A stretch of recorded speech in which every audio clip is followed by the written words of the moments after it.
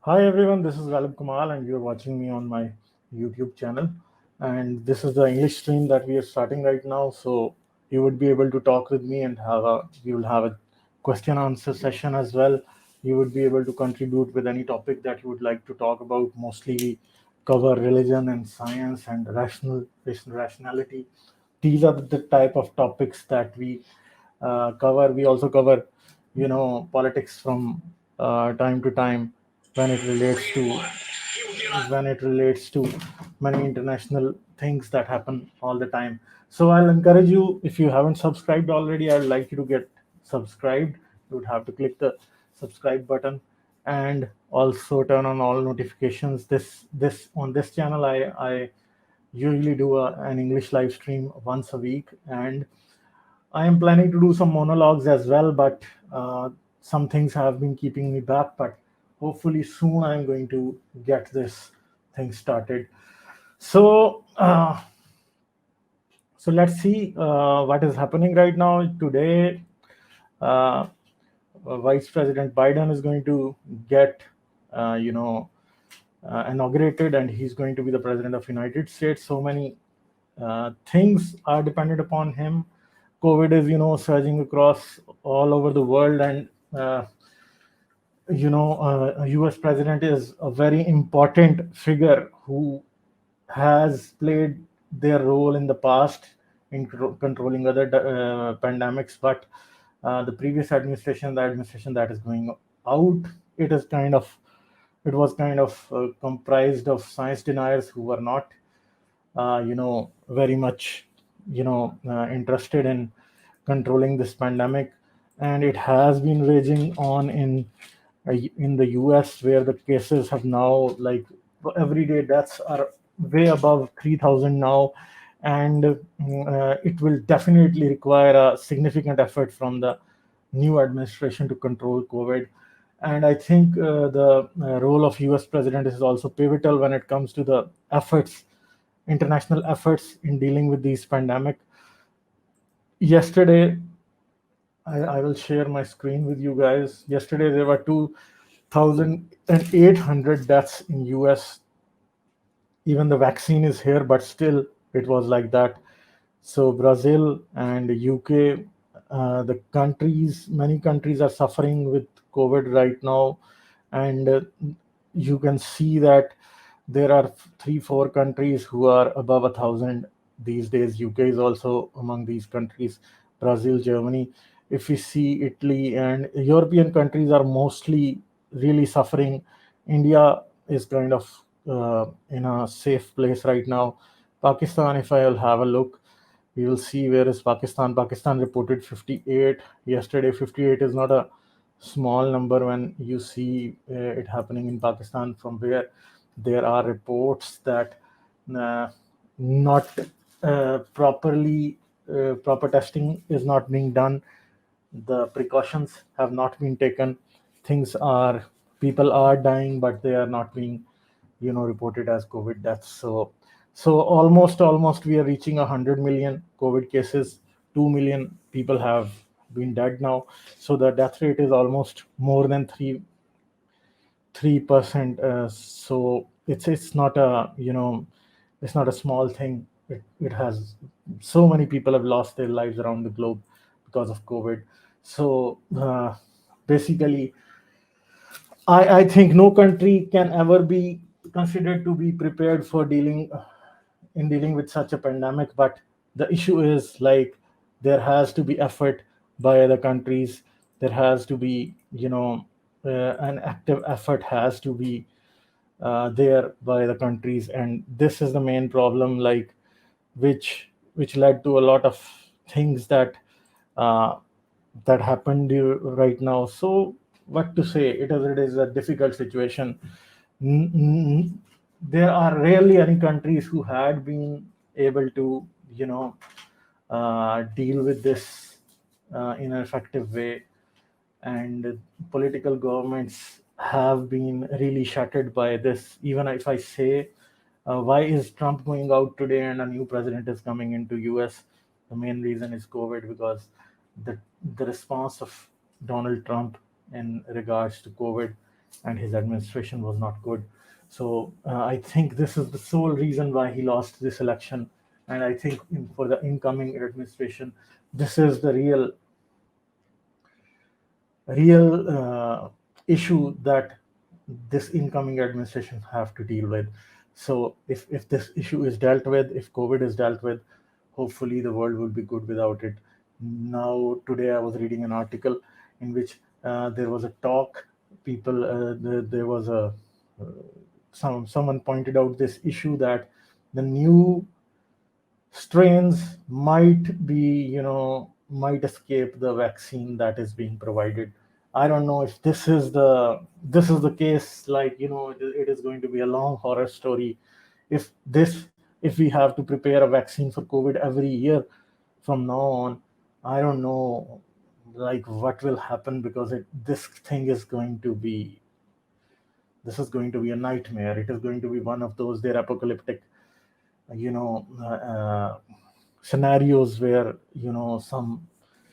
some disease comes in and it just never goes away. So I don't know how it is going to be dealt with. I hope we'd have to get this thing done, and we will see where it goes from here. Moon is saying Ghalib COVID situation in South Punjab is worse than this data.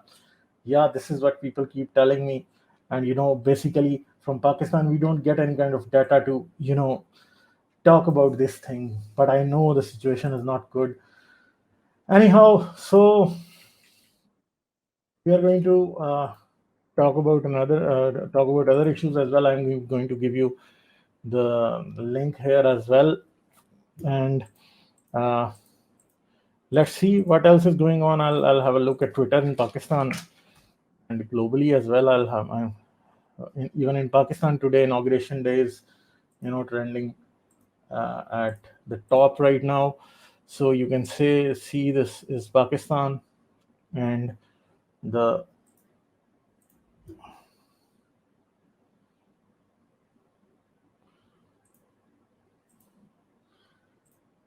so even here, inauguration day is, 46th inauguration day for a president.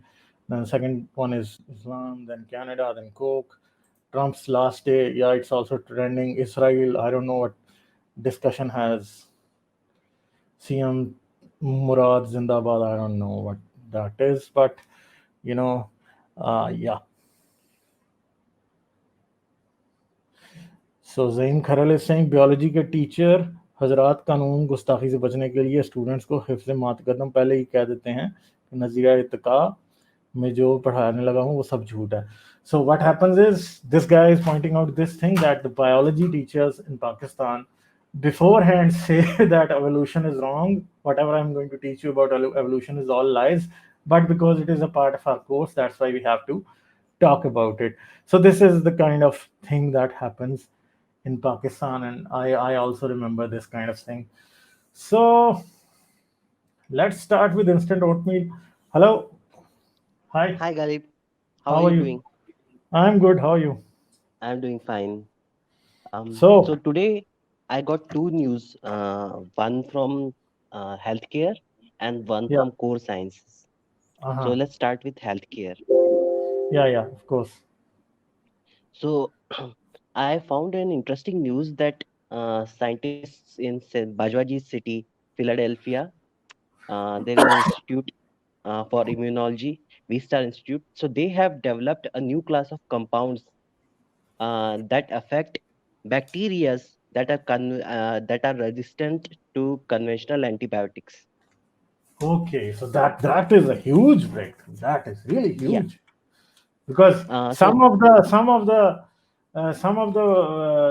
bacteria, some of the microorganisms, especially bacteria, were being called as super microorganisms. Why? Because the most lethal of antibacterial drugs were not working on them. So this is a huge yeah. success. Yeah, this is So really good the news. yeah. So the interesting thing is most of the scientists in this institute are from India.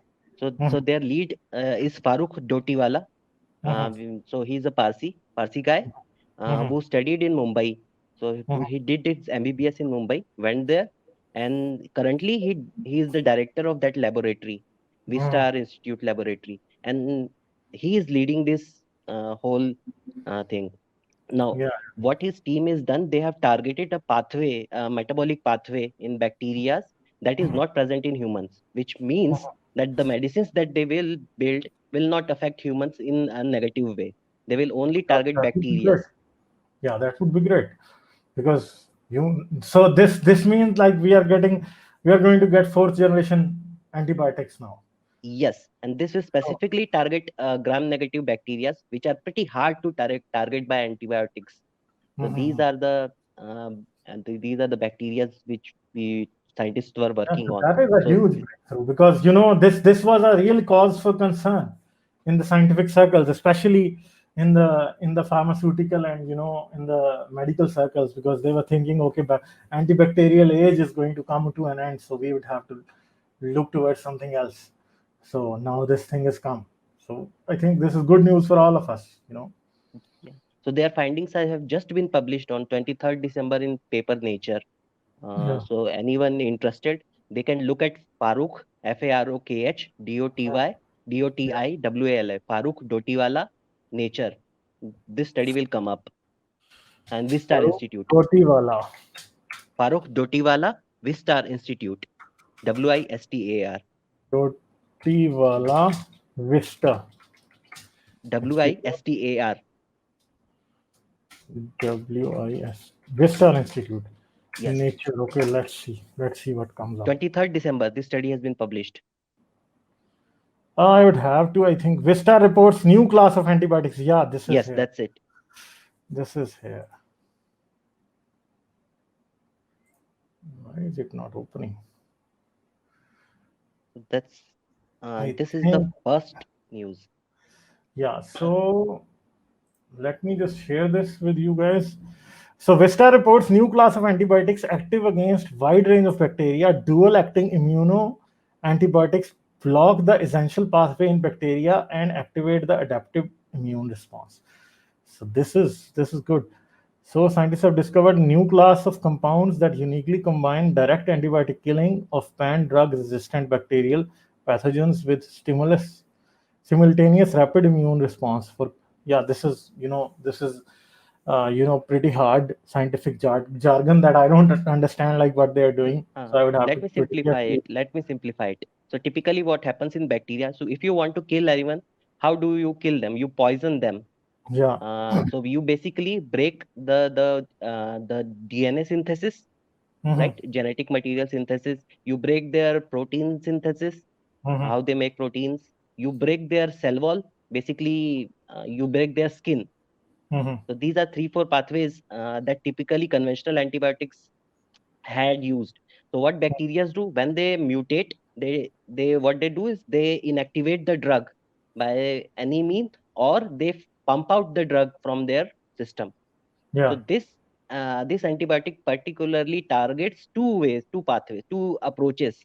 So first approach that I discussed was they block an essential metabolic pathway in bacteria Hmm. that is necessary for their survival, and this pathway does not exist in humans, which means But we do not. one other question I have is, Yeah. like, I don't know if you would be able to answer it or not. But we also have many healthy bacteria that are attached to us in our digestive Yes. tract, and so what will happen Yes. to those bacteria?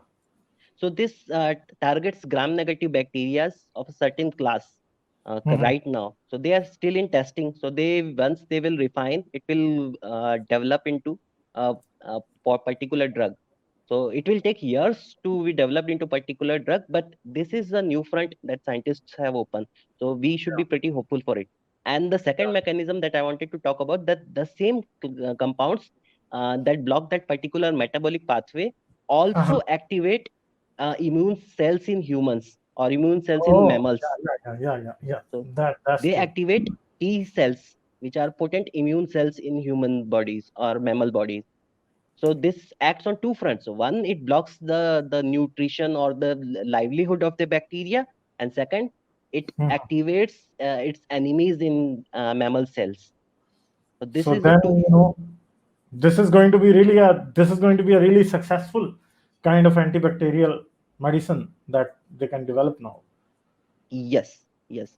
I'm hopeful that some pharmaceutical company picks up this project because this university, the Pennsylvania University, they have a strong link with Novartis. Mhm. So I think Novartis is going to fund them. Yeah, yeah. Let's hope so. Let's hope that this thing goes forward, and hopefully we have something that creates, a lot of good things in the future. Let's see. So the next thing, Yes. So next thing I wanted to talk about was the access to scientific literature. yeah. So within the scientific community, so when I was studying, so I studied biotechnology, Hmm. and the normal textbooks often proved non-sufficient to understand what's Mhm. happening in the field of science. And so we had to often refer to scientific papers. And when we tried to do that, what we found was, yes, Hello. this is a good observation by George Orwell. So he is also working on the same field. He's also from the same background. DNA synthesis stopping in inhibiting cell division. Antibiotics do destroy healthy bacteria, but generally healthy bacteria grow back a few weeks time in number. Okay. So this is a good observation. So what typically doctors do, they give us probiotics along with bacteria. Yeah, yeah, yeah, yeah. So we That's take those probiotics, so our gut microflora that replenishes itself in a few days. So we Mhm. get typically lactobacillus capsules along with antibiotics. Mhm. Yeah, that's a Great. good thing. So, the other thing you were telling us about, Yeah. thank So you, George so Orwell, for the super chat. It helps a lot. Yeah. So, the other thing, yeah. So what I was discussing about was when I was studying, I used to find it pretty difficult to access scientific literature. So mhm, whenever I tried to access them scientific literature paper, they were always behind a paywall. So typically the biggest publisher, Elsevier is there. There is Valley, there is Nature. These guys, they hide those papers behind a paywall. yeah, yeah, yeah. And our institute at that time did not have access to those papers. Now, within the scientific community also, they are facing the same problem. So if a scientist is in Iran and they are working upon a project on which they are not being able to get access to these papers, so what will they do? So a lady in Kazakhstan, uh, she was studying neuroscience, and at that time they were pretty frustrated with this thing. So once while she was studying, she also studied cyber security, and she worked at a cyber security firm for 1 year. So then she thought, why not make a pirate way, like a repository for Good. academic literature? Yeah. Okay. Okay. So, And the lady's name is Alexandra Albakian. mhm, And at that time, 2011, she was only 22 years of age, and mhm, she developed a pirate bay kind of a repository for scientific literature. And this repository has become very popular among mhm, scientists. And even this paper that I was referring to, I studied it yesterday by using this website. Now the what is industry the is name of totally this against website? it. SCI space HUB, Sci Hub. Sci-Hub. So if you type name of or link of any scientific paper, Yeah, it will download the, sci-hub.sc. yes, Okay. This is basically torrent based. yes, so torrent for scientific literature. Now the publishers, Elsevier, these guys are pretty much against it. Mhm. So they are saying that most scientists have access at their university. Why don't you use your own university to download papers? But But the what do you issue think is, if something about nuclear science pops up on this one? Then what? but Like, there are countries like Iran, and there are some other ambitious countries that want to. What if someone uploads blueprints of, how to build the latest missile, yeah, ballistic let me elaborate on that. So everything that's accessible on here is already on the Elsevier and other sites. So missile? once you pay them, you will get access. The Mhm. only problem is getting the access through proper channels. And the problem that scientists, even from developed countries, what they were facing is that in order to get access, they used to wait for 1 month, 2 months. So a scientist mentioned that he had to wait for 1 year to get all the papers from these publishers. Mhm. Right. No, So but this is the in one way, this thing is revolutionary. Why? Because knowledge has just become free. yes, yes. But there is a repercussion. That's a huge, There is a repercussion. So yeah. Elsevier, what they did was they sued this website, Uh-huh. SCIHUB, and the Mhm. lady Alexandra Albakian, she is in hiding right now. So she Ah, lost her previous website and all the databases. So they were seized, just like Pirate Bay. Now she is mhm. in hiding, but there are many people who are supporting this, and they have created mirror websites. So Yeah, any yeah, paper, definitely. right? So technically, now when I look it from the point of view of the industry, the publishing industry, they are at a loss. And when I look at normal economic principle, and when I try to support free market economics, I would say that piracy is bad. But what of the issue of the access? So that's the question where I am sort of So what do divided. you think? Do the people who publish their research, do they get money for it? No, they don't get money. They are Only, funded by the government. So only these publishers are getting money for that. yes, and all this research, this is funded by public, right? Taxpayer money. So this Yeah, should be in public domain ideally. yeah, yeah. So I think then maybe some way this thing will, just keep moving on. Let's see what happens. Yeah, Now but this is I would, because I did not know about this. yeah, yeah. So So I also found this it would be a recently. good thing even for me. Yeah, yeah, yeah. Any So, paper, if you want to find it, it will be available here. Now, yeah, the another approach that I am trying to suggest is what government of India has done. yeah, So what government of India is trying to do is they are trying to buy bulk subscription for all these journals from uh, Elsevier, Willy, etc., etc. So on 1st January, they published their new science and technology policies, and in which they directly stated that we are going to bulk buy every journal subscription, and mhm, that will be available for every Indian. So mhm, they are calling that one nation, one paper, mhm, one nation, one access. So this is another approach through which this problem of access can be solved. mhm. And So this government of George Orwell has, yeah, yeah.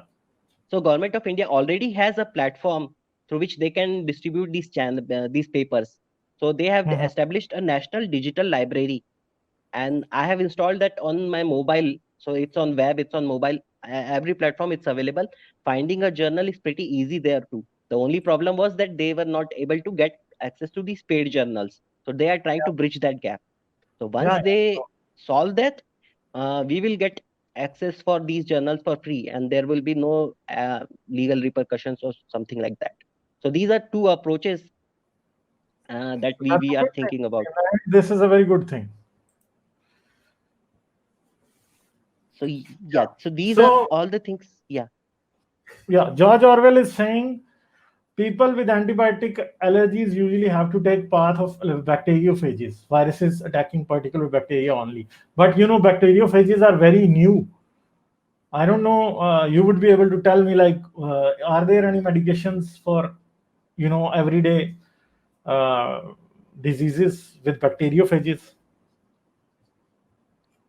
Hello? yeah, they'll have to be basically tested into humans, because any protein, if it's a foreign protein, our immune system targets it.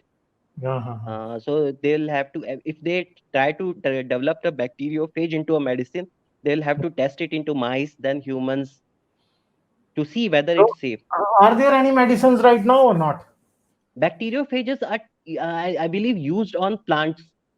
Hmm. So plants that are suffering from viral bacterial diseases, these bacteriophage viruses are used on them. That I know of. That is the thing that I know of. So, but still to be used on humans, I think we have some way to go. Right now, we are Yeah, not. it will take a little while. It will take a little while, I believe. I'll still have to check on that, but as far as my understanding goes, it will take a little while. Okay, Truth Seeker is saying in India, antibiotics are overprescribed and causing bacterial resistance. This is same in Pakistan as well. Yes, yes, You would need only a first generation or a second generation antibiotic to deal with a certain problem, and the doctor is going to prescribe you a third generation. You know, so that's a huge problem. I think even if we Indians and Pakistanis, when we go to other countries, then we realize, oh my God, this medicine is not working on me, and then all of a sudden we realize, okay, how do I explain this to my doctor that, you know, that it will not work on me. Most of the times the doctors are, you kind of, you know, they think, okay, this person is crazy, he doesn't know what he's talking about. So Yes, yes. it's difficult because I have been through this problem because Yeah, so there are two problems on this front. So one is that doctor prescribe antibiotic for everything. Why? mm, Because they believe that the more medicines they prescribe to the yeah, patient, the more the patient will be happy. That, oh yeah, yeah, the doctor is paying me attention. yeah.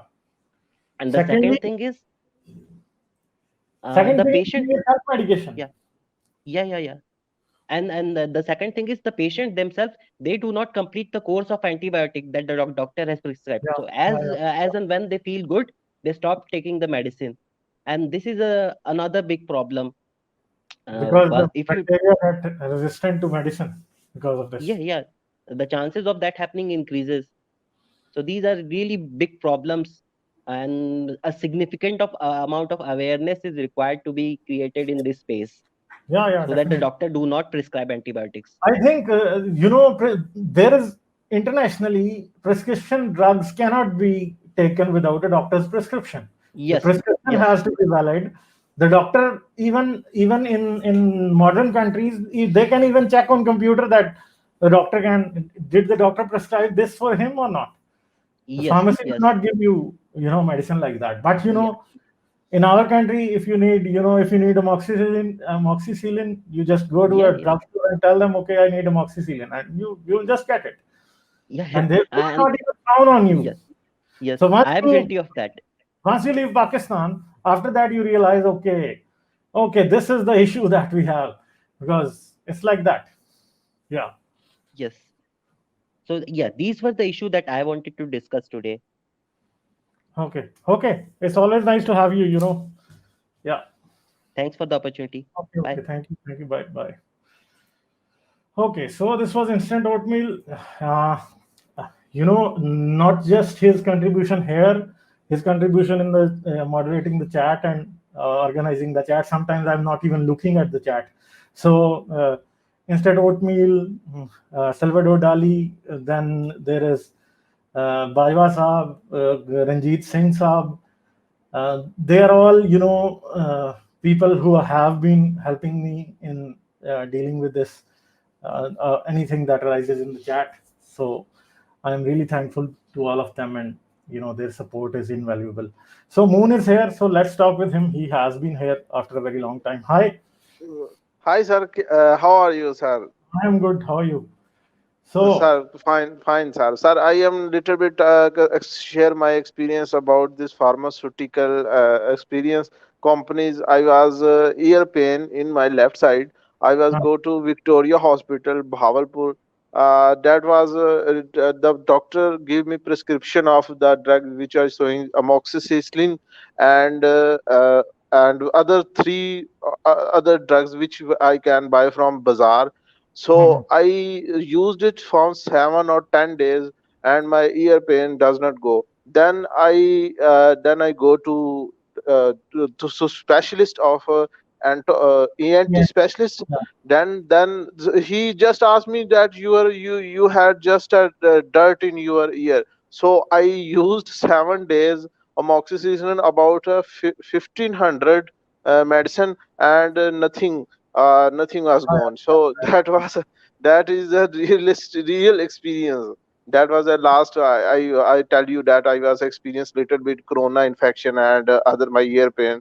That was a horrible for me. you were Uh, tested corona positive, COVID positive or no, not? sir. No, sir. No, sir. I did not test it. I go to for testation because in testation there is a difficult for my family and other. My smell was gone and my taste was also gone, and other thing was that I did not feel well. Little bit temperature at night, but after 7 or 12 days I was recovered from this mens. and then I will go. But I take my isolation myself, and I Yeah, do not go for hospital, because hospital, it may be some more difficult situation, yeah, worse yeah. situation there. So the isolation wards there are not well, like they are not Yes, dealt with. People yes. are facing a lot of problems there, so it is difficult. Yes, yes, because I was little bit go with the Victoria Hospital, Bahawalpur, and Shehzad Hospital, Rahimiyar Khan, and two hospital was most suitable for the South Punjab. Maybe some Victoria Hospital, Bahawalpur, and Shehzad Hospital, Rahimiyar Khan. I've heard the name of Victoria Hospital, Bahawalpur. Okay, so I wanted to ask you about this judgment on this student who stabbed his teacher to death last year in Yes. March. Yes, sir. I जो anti-terrorist court has sentenced him to death, but I should that he's not in 18 years old. I doubt, because the last time I read out the judgment, and the judgment was vague, and maybe there is a lot of emphasizes on This guy in, is 18 years old or not? According to no, no. According to this statement, there is there is a child protection ordinance, and Mhm, there was a 18 year. If you are 18 years, not 18 years old, you cannot sentence about death sentence. So mhm. the death sentence cannot be implemented till the verification of High Court. No, So but the I don't want this young man to be sentenced to death. I don't want yeah. him to. He's just a stupid young man. I feel sorry for him, but what can we do? Because he's killed a man now. Yes, but I just commented on the just conversation with the person who is the prosecutor in this side as an anti-terrorist court. He said that is a totally vague judgment, and maybe it is the first case when we say that the High Court will vanish this sentence, and maybe it converted Right? into 10 years, maybe most probably that it may be converted into 10-year imprisonment, and otherwise the abatter should be, because the person was abatted him, he is only sentenced with, I share with you the statement, that was Yeah, abatted yeah, person only sentence is 7 years imprisonment, which is totally on a vague ground. I actually it is I said that it must be according to sentence, that it is that sentence should be awarded to a better, not a person who just as a yeah, who does not who do puppet. He's a puppet. He's an innocent guy who does not yeah, do yeah. what to do. But the abatter who is totally behind this conspiracy is only 7 year imprisonment, And which is from the totally next wrong. court, he can get an acquittal in the High Court. Yes, he totally get acquitted, and the person who is a puppet and who does not know what to do, he's only get a knife from somewhere and stabbed him, the teacher, Bahawalpur. That was a horrible case, and I personally met some of the student with other that person, whose teacher. That is a very nice person. He does not know about does not ask about any kind of religion and any conversation. The person who is battered is some kind of homework and other religious issues, which we are asking to do something. A better, because the abatter, the abatter, I send you the person abatter, the Khalil Ahmad or something. He is a Mhm. madrasa guy, and he has a property dispute with the teacher, and property Okay. dispute, Yeah, yeah, yeah, yeah, yeah. Yeah, actually, I and did not look at this decision that you sent me, but definitely I'm going to have a look at it. Maybe I will make a separate video about that one. So, yes, sir, main sir, issue is that these young guys can always be, aroused to do something stupid like this. And basically, even the schools and the colleges have to look into this, like their students are not going towards that side, because Jamiat yes, sir. very bad influence in all the colleges and universities in So Pakistan. And not just sir, Jumiyat, but all the religious parties have some influence. Now the Labak parties and other religious groups and Jafriya groups, and especially the ignorance. So the basically issue is ignorance, jahalat. This is the big issue that the student does not know what to do, what to not to do, and they have grudges against the teachers because though there is a maximum poverty in these areas, and they ask they when the student go to the college and other universities, they have much poverty, and other religious people supported them because all the universities and colleges and have big masjids in theirs, and their big madrasa in theirs, and mostly everything classrooms are very dirty, but masjid and madrasa are very clean, and other this is the sir, people students spend more time in madrasas and masjid in universities, and they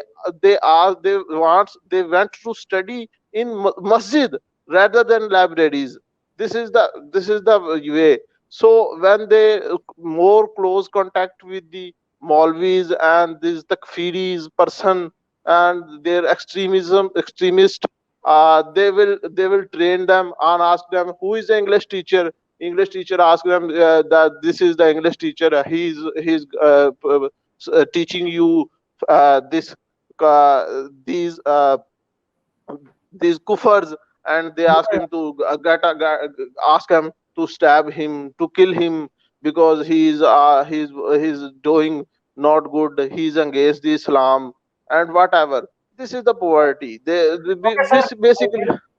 yeah, uh, thanks for your input, and I'll Sir, not that. my last question is that why, sir, all the prophets and other messengers come in Middle East? Why? This is the question is Because why the. I think the most important monotheistic movement, it started in Palestine, especially the area which you call Israel today. Basically, that is the area where the most important monotheistic movement in human history started, and from there, Rome adopted monotheism, and Yes, then the Roman form of monotheism is Christianity, and then yes, even the Sassanids, the Persians, they adopted Christianity, another form of Christianity that was known as Nestorian Christianity, that did not believe that Christ was Son of God, but rather they believed that Christ was a kind of the prophet type of thing. They had a little bit different thing. So from yes, them, even from them, the Sassanids, even it is believed now, these things are coming into light, that their form of Christianity converted into Islam, and yes, basically Christianity is a remnant of Byzantine and Roman Christianity. This current Christianity is a byproduct of Roman Empire and Byzantine Empire, and Islam is a byproduct of Sassanid Empire, that is the Persian Empire of the old times. So this is like that. sir. So Last question, sir. Last question. Why after the Jesus Christ 571 years goes and Prophet Muhammad come, and why the after the almost 14 years gone, no Prophet come in this area? Why this is a huge gap between this? And did you think that these prophet scared other to not? But this is the question I want. yeah, this basically, there are really strong blasphemy laws in Islam against someone claiming to be a prophet. Even in Christianity, it cannot be accepted, because I think the main reason why we see no more prophets in Christianity or any other religion, Islam or Judaism, the reason is simple. As soon as you write the books down and you finalize the religious theology, after that there is no room for any new prophets or any new reformative, movement. So this happens with every religion. Even some religions that claim that today we can reform our religion back it can never happen. Why? Because you've written down everything, you have solidified. This is kind of, a mold that is now solidified. You cannot change it. Uh, As uh, Did you think that, sir? Did you think that this is the end of religion and no religion come ever again in future? I think organized religion. I think for organized religion, 21st century should be the last century. But spiritual religion, it can exist, and I think it has a long way to go, because spirituality is now changing. Spirituality is taking a new form. Sir, that question last link with the why the reformers cannot come. The reformers last time there was Because a the problem hundred is years. Because the problem is, when you have written down everything, you cannot change the things that are written, because everyone has a copy of that. So you cannot change that. As reformers can only come when the religion is just an oral construct. Like, people have learned the Quran by heart, so you can always slip in a new verse into it or remove a verse from it. Once Sir, you wrote down the Quran, after that you cannot do that. sir, did you think that the extremism still goes on, or it will end sometimes, or did you give some time span that it will extremism will should vanish in some future? I think the more the people get educated, the less they have a tendency to become extreme. In Sir, not only the religious way, I think in any of the other ideologies or the ideas that we have in our mind, as I think an educated and an enlightened person cannot become extreme in any way. Sir, did you think that the politics, did you think that the current politics in Middle East still use the name of religion to assassinate the people, to onslaught the people? Did you think that it will continue, or sometime these regime will, these regimes, Saudi or Shamis and other regimes, will end sometime in future, or some other regimes can take over this, or it will continue for another 100 or 200 years? I think if there is proper education, there is freedom of expression, there is free speech, free media. I think people will get enlightened. I think in 100 years, even the Middle East and most of the Islamic countries will be secular, and they wouldn't care about religion in the same way that they do right now. And religion would not be used in politics. I think when people become more and more aware that we are being used in the name of religion, then only they will realize, okay, we don't have to be used in the name of religion, and then secular thought will prevail and everything will end in that way. So, did Yeah. you think that the Europe and American not give proxy wars to these countries?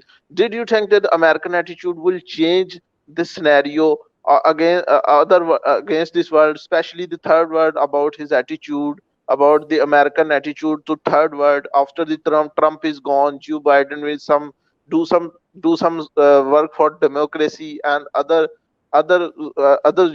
good benefit for the other world. What is the Trump? Did you think that Joe Biden? What are your thoughts about the Joe Biden and new policies?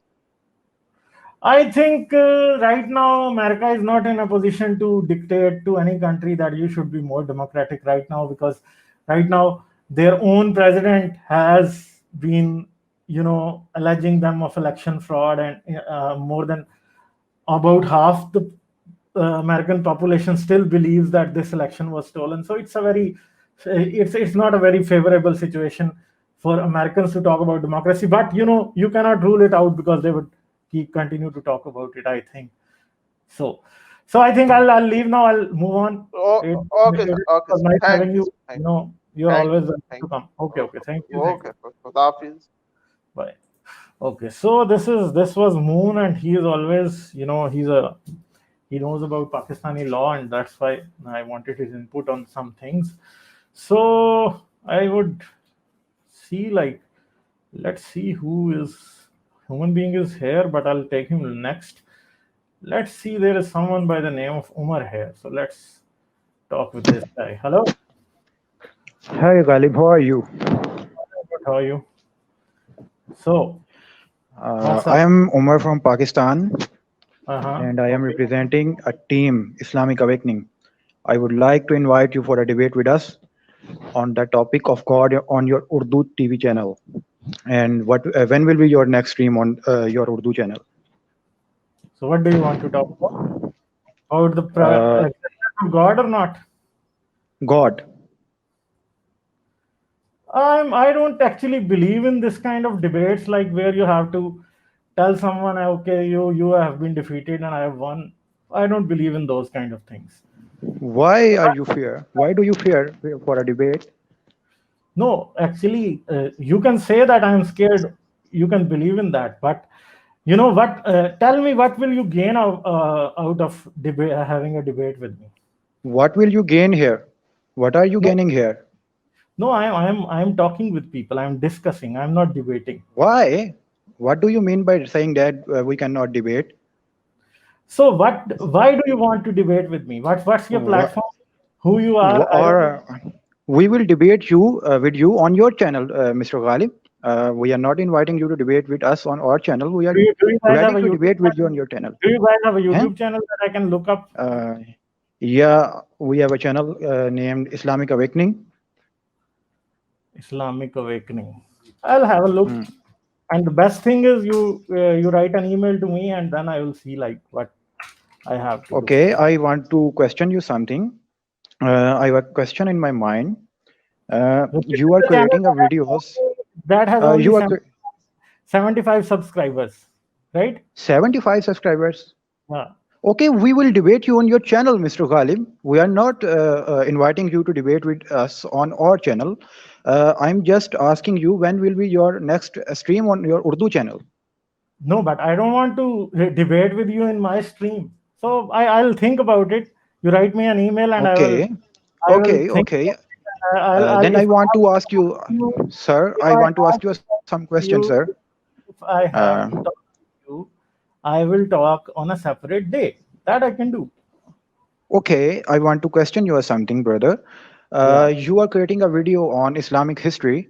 That Islamic history is just a fraud. Okay. Uh, on the other hand, you are creating a video, a documentary series called Understanding Muhammad. If there is no Muhammad, then what do you mean by understanding Muhammad?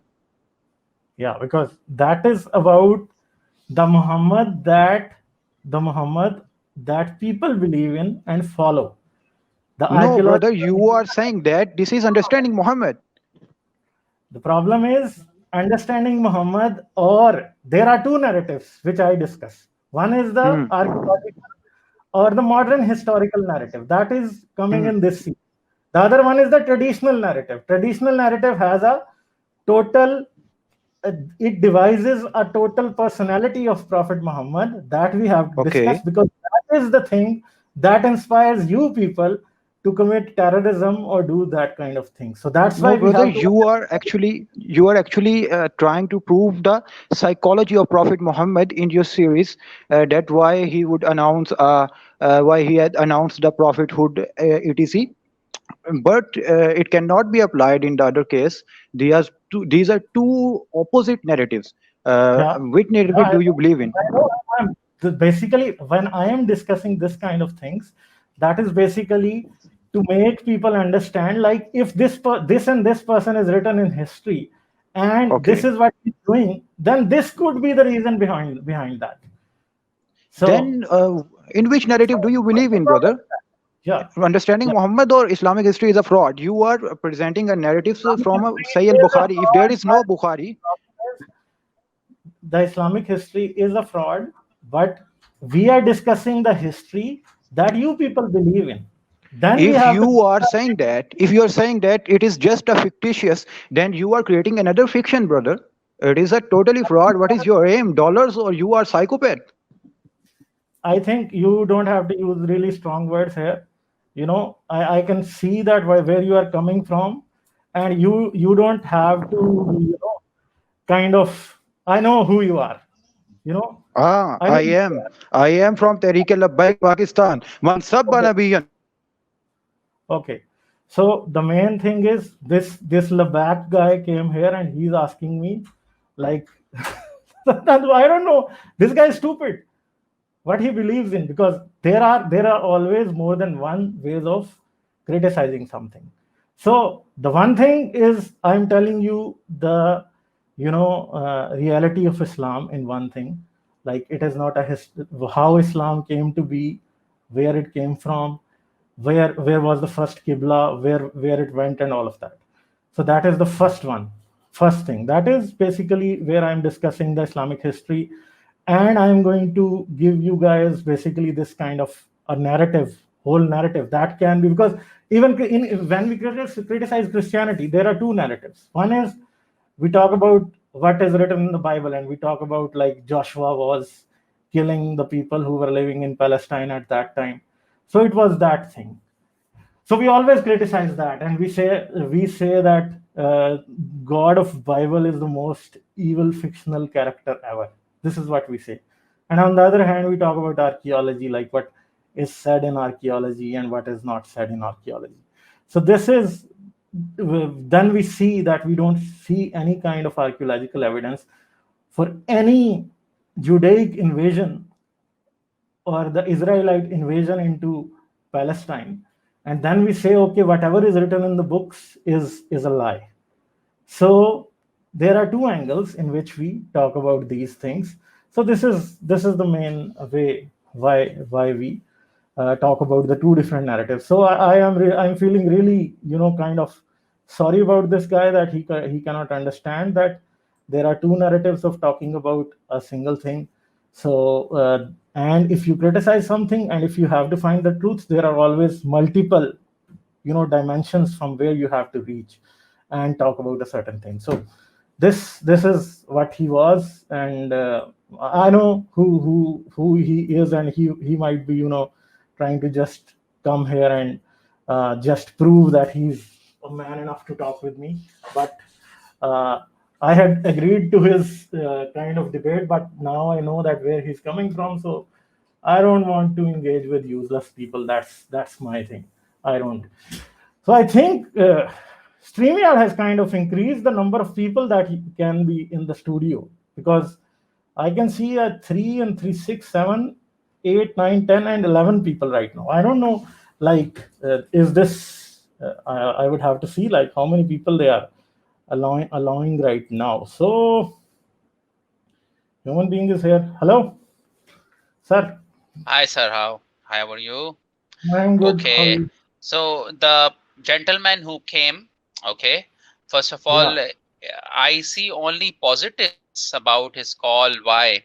Because it means our message is going towards those people. That's a good thing.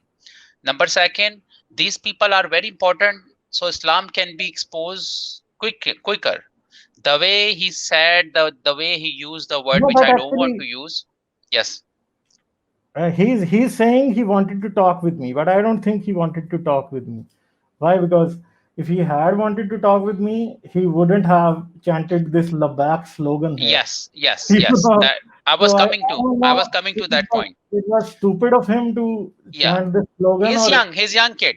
Ghalib yeah, is young kid. yeah, yeah. I know, I know, He's I young know kid. Like who he if is. you I know. like, we always like to debate, but you within one moment you got mad, you got aggressive. How can we talk to you more than 30 minutes? Because within 3 minutes you lost your temper, brother. The word you used, Yeah, the word you are using is showing about your personality. Okay, so do not use strong words, and that shows your extremist ideology. Okay, yeah. if you Because in are, the end, if he's saying "Man sabban of you," yeah, I so mean, why are you saying how it? can he talk Because to me? it's a stupid thing. Like, Ghalib does not believe in these things, and you are chanting a slogan. It's, you are so Yeah, stupid. I have no word. Trust me, you are more than stupid. Why?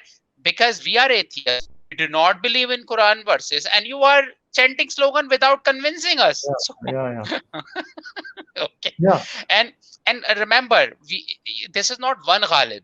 There are more than one Ghalib. Okay, you think that yeah, you're gonna scare us? No, it's not gonna happen. Okay, now I don't want to discuss more about him. I think he yeah, deserves just few minutes. That's fine. yeah, But yeah, I'm sorry for that guy. I have sympathy for that guy. He's brainwashed. So Yeah, Now, yeah. I had a pretty good idea like what he was going to talk, because he turned on his camera and I saw his face. So Mm. because Just show, backstage I saw his face and I knew who he was. So that's stupid. That's stupid because yeah, if his you face know is show, if his face is visible, just show the face he was threatening by using calling no name.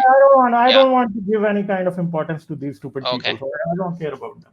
Okay. Yeah.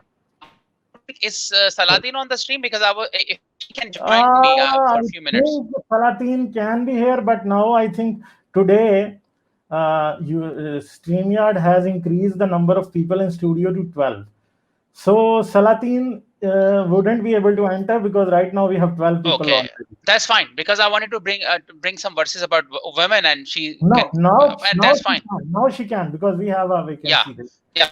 Because without women, I don't want to bring in English language. So West knows that our women also smarter. They Yeah. think.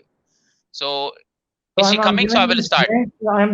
Giving this link. If she's here, then I Yeah, would definitely like to yeah. have her here. Okay. Until she comes in, I wanna bring another topic to you, and I have a question too. Oh, CC Uh, is here. If you want to talk with CC. yeah, CC is fine too. Yeah, Yeah. CC is Okay. fine too. Hi. Hello, Hi, CC. CC. How are you? I Hello. think. Hello. Yeah. I Hello. think. Not. Hi. Hi. Hi, How are you? can you hear me? A long time. I I'm think good, thank after you. a few weeks you are here. So Yeah, I know that. I'm so sorry. I won't Yeah. So take to more begin time. with, that was very stupid. Yeah. What he did right now. Yeah. Very Yeah. stupid. Wasn't that stupid? Oh, how Yeah. can you come at We somebody can else's expect, show? like, we They can move want on, CC. they We want can to move on. talk, but on the same time they want to kill. So how can they talk? You can do one. Threatening. You can do Yeah. one. You can kill or you can talk. So Yeah. these people don't know that you cannot do Yeah. both. If you have to, Now I have a if you want to question. So, talk with a person, you have to keep them alive, first. So CC is here. if you are chanting stupid slogans, then there is no talk. Yeah, yeah, but then I can just add one thing if that's okay. yeah. One thing to begin with is when you say understanding is about the Islamic history, it simply means what facts and figures do you really have to prove your own history. That's what a simple series means. So if I go and claim something about Indian culture for saying sakes, then I need to be able to say that, oh, if somebody comes and refutes it, that, oh, Celine, you're giving a fill of garbage, then I need to be Yeah. able to say that, okay, fine, this is not that garbage. You know, I what need to be I able want to to tell refute it. you, That's one thing. what, what is Second is happening with what is happening understanding with Muhammad is a not simple only series of telling that what claims you're talking yeah, about this person may not be as true as you think, given your own evidences. It's nothing, great. We could have a series on understanding Jesus, yeah, and yeah. frankly, they've had so many series about understanding Jesus. What's a big deal? So you need to understand Jesus could just not be a person. Jesus could be a concept. Jesus could be a theory which could have been circulated, so that the church could, if church thought they are losing control through the synagogues, then maybe they needed a person, a character like Jesus to just to get that control back. Does that make sense? I'll So show you a why few can't we things try to understand Muhammad? I Because will show you a few things that have been happening for I the just last found it week. very stupid that, why are you trying to say understanding Muhammad is for the very same fact. If you think that person is real, show it, prove it, show the history. No, this is only not them. This is their government as well. What is happening here is I'll just show you guys. I'm just taking the screenshots of that thing, like what they are doing. I'll show you just. It has never happened before that a video gets blocked in just 1 week. It has never in Pakistan. It has never happened with me before. I'll show you what happened here. Why? Because these people are really scared of what I'm doing here. So this is one video. I got this today. This one. Islam mein Londi ke Hakook. This video has been blocked. But this video was about 3 months back, and it took 3 months for YouTube to block this video. But the other one, Islam Ki Tarikhi Hakikat, episode 2, you know, it got blocked just within a week. This email I received last week. So they are not only the ones, these guys are not pissed off at me for creating this video. Even Pakistani government is, you know, this, what is this? What are they saying? We have received a legal complaint from government entity regarding your content. After review, the following content has been blocked for view on YouTube's country site listed below. Trailer Islam Ki Tarikhi, and they were so stupid that they did not even block the real episode. They blocked the trailer. So the content has been blocked from view in the following YouTube country, Pakistan. So this is how stupid they are, and this is why these people are, you know, this is the narrative that they are scared of, because this is the truth.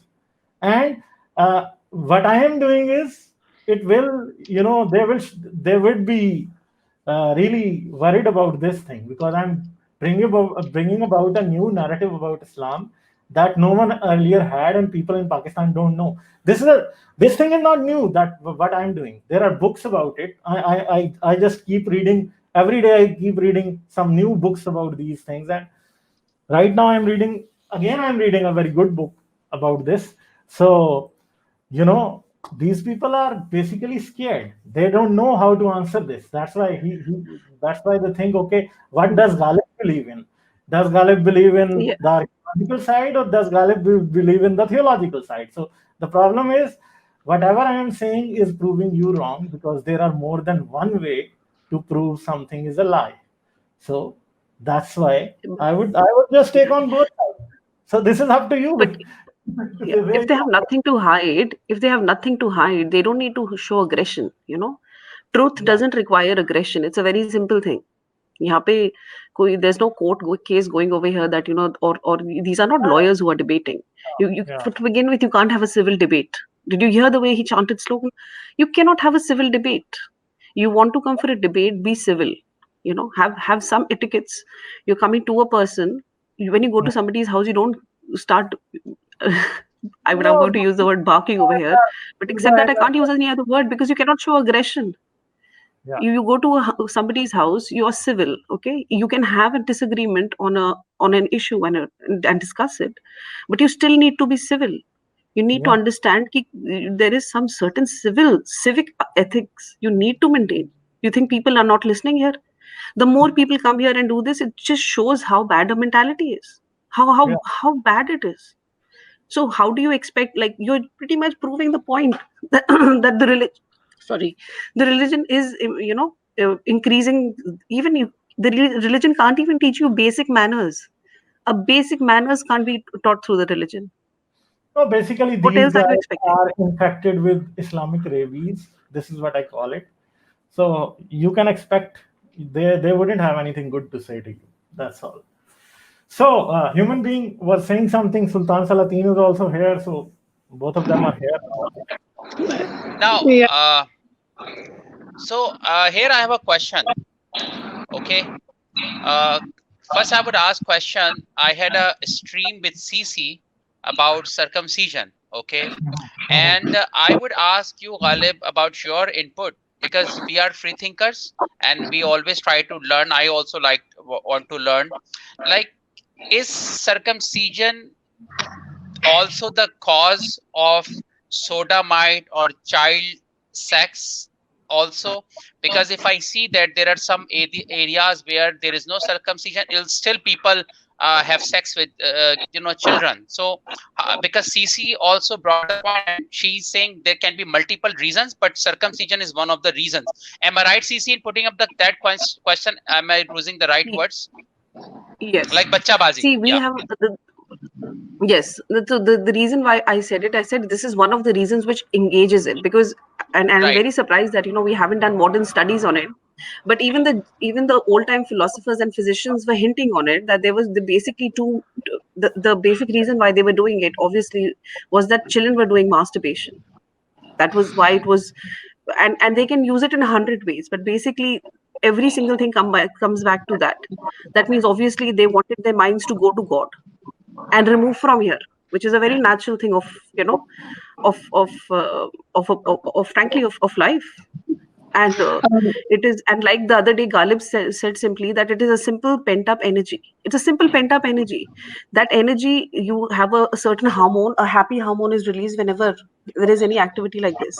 But that happy hormone is not limited, that only if you're going to have any kind of sexual activity it will be released. That happy hormone is released when you do exercise also. Yeah. And that does, it's not limited to a man and a woman. Please start understanding, these are certain hormones which are released. That's why people get addicted to anything, even to But exercise. as CC, there'll be one more point. Let's say in USA prison, if we look at the USA prison where those criminals, convicted criminals, do not have circumcision, still they do the sex with the young people. Is it some kind of a non-availability for the people, or circumcision is the major reason? That's what I'm trying to learn. There is no one reason to pinpoint, but wherever you will see in history there is circumcision, there is I no think you're doubt about breaking it. up. I think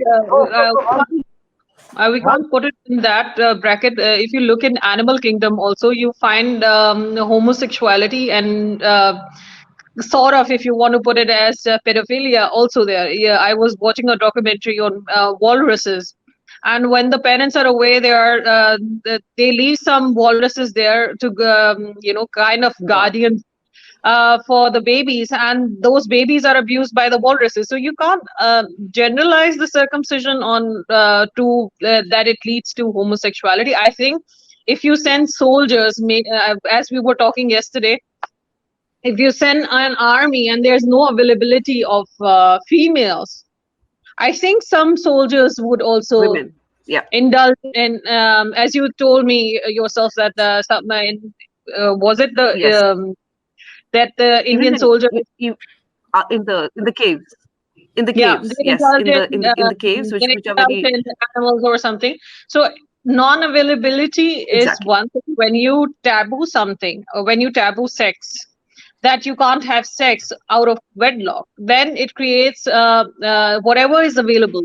You tend to utilize that opportunity to release your frustration. Yeah, And because I you're don't I really think think breaking the. I will, We sorry, I have an will update interject. here. Sorry. I have an update here. Basically, We have an update here. No, for a what quick second, what because what I I was spoke with, let's listen to no, Ghalib. So can I interject? Ghalib, can I interject quickly? Just I one think line. what Just one line. yeah, one line, just one line. Yeah, it's a geo No, television from show, my and I side, don't have it much. was one line. Yeah, okay, just one line, quick one Okay. line. Then you can go for break for Kala Biscuit. I think the point CC is making, I also understand her point, but she's trying to say that after circumcision, men for orgasm, so they try to find something else. Is that can be also one of those yes, reasons? that is true. They don't look Yes, at their wives; they yes, look at totally. outsider wives. I mean, I'm understanding both point of views how they, but Ghalib can also put his feedback. That's what I would like to hear. Okay. First, I will. But First, I now will. you have all sides. Ghalib, you have all Can sides. Two female and one man. can This is the Indian show, and this is the fight, neck to neck fight. Neck to neck fight, Anwar Goswami. Now let's see. You are. can I just add one thing before Ghalib starts? Is that the whole thing is that it's let him speak, CC. Let's hear him out first. Okay, so instant no, Oatmeal chat. For everyone and Pakistani free thinker, the Shamsher Soleimani is showing Momin attacked Rustam Shadi's stream with his small sword. What is a small sword? Ghalib, I don't know. What is a small sword? I don't I know. think it was Haris, not Rustam. So this you know it is the same circumcised I think sword. no. I think this. No. I would say sword is more precious. It can do something, but that sword cannot do anything. So this guy, I don't know what this guy's problem is. It He's trying wood, to I say. would say. It is like a broken stick which is already burned down. So it's not a sword. Don't insult sword. So this guy is showing he showed his thing in Harris's stream. Then he Yeah. came to me, but you know, But I've prepared a special thing for these guys. You know, okay, the the topic. special thing. No. This The is the topic we're topic. discussing, Ghalib, sorry to cut you. It's a funny comment I'm gonna make. Human The being, topic just let discussing. me. Let Just Yeah, let it is me. circumcised sword. No, just one No one word. is hearing. Circumcised sword. Circumcised sword. So this is what I have prepared for these guys if they want to show their thing here, their small thing. So I put this overlay here. So if they try to come, I put this here. So there's no problem in my stream about this. I also gave this to Harik. So they cannot do anything about his stream. I think I would have to forward it to Rustam Shah as well. So this is insurance policy. So basically, Circumcised sword. I don't know what the mentality behind this guy is like. Why does he come on the streams and he tries to show his thing? I'm really like kind of really kind of shocked about this guy. Why does he want to do this? It reminds me of that suicide bomber who was wearing a metal underwear. Yeah. Maybe he wants to join the porn industry in Pakistan and he's not getting a chance. I think that would be the real reason. Yeah. That would be Yeah, the yeah, only that's reason. another way. Yeah, yeah. Maybe he wants to be a gay porn star. That's why he's coming on all these, Absolutely. these live streams. He's coming and trying to show them their thing. Yeah, I think it's and to be to be really frank about it, I was not impressed with his thing. It was really kind Okay, of another and guy. sword, but they won't criticize why he's showing his sword. They will make us, oh, you are, making fun of someone because they are joke. We are not. Yeah. But I thought the Quran says do not show your nakedness to people. Like, there are specific times you can show your nakedness. So I don't know. Does he consider? But anyway, we shouldn't discuss more about that thing. Okay. They will Now get coming back attention. to this topic. Coming back to this topic, I think what Sultan Salateen was saying, I agree with that thing. I think we cannot solely, attribute male homosexuality to circumcision. I don't agree with that. There So is this is kind of, the problem. The thing is, males who are circumcised are fully able to enjoy heterosexual sex. There is no problem. And the males who are not uncircumcised, they have a slight advantage. Why? Because circumcision, not being circumcised, helps them having sex.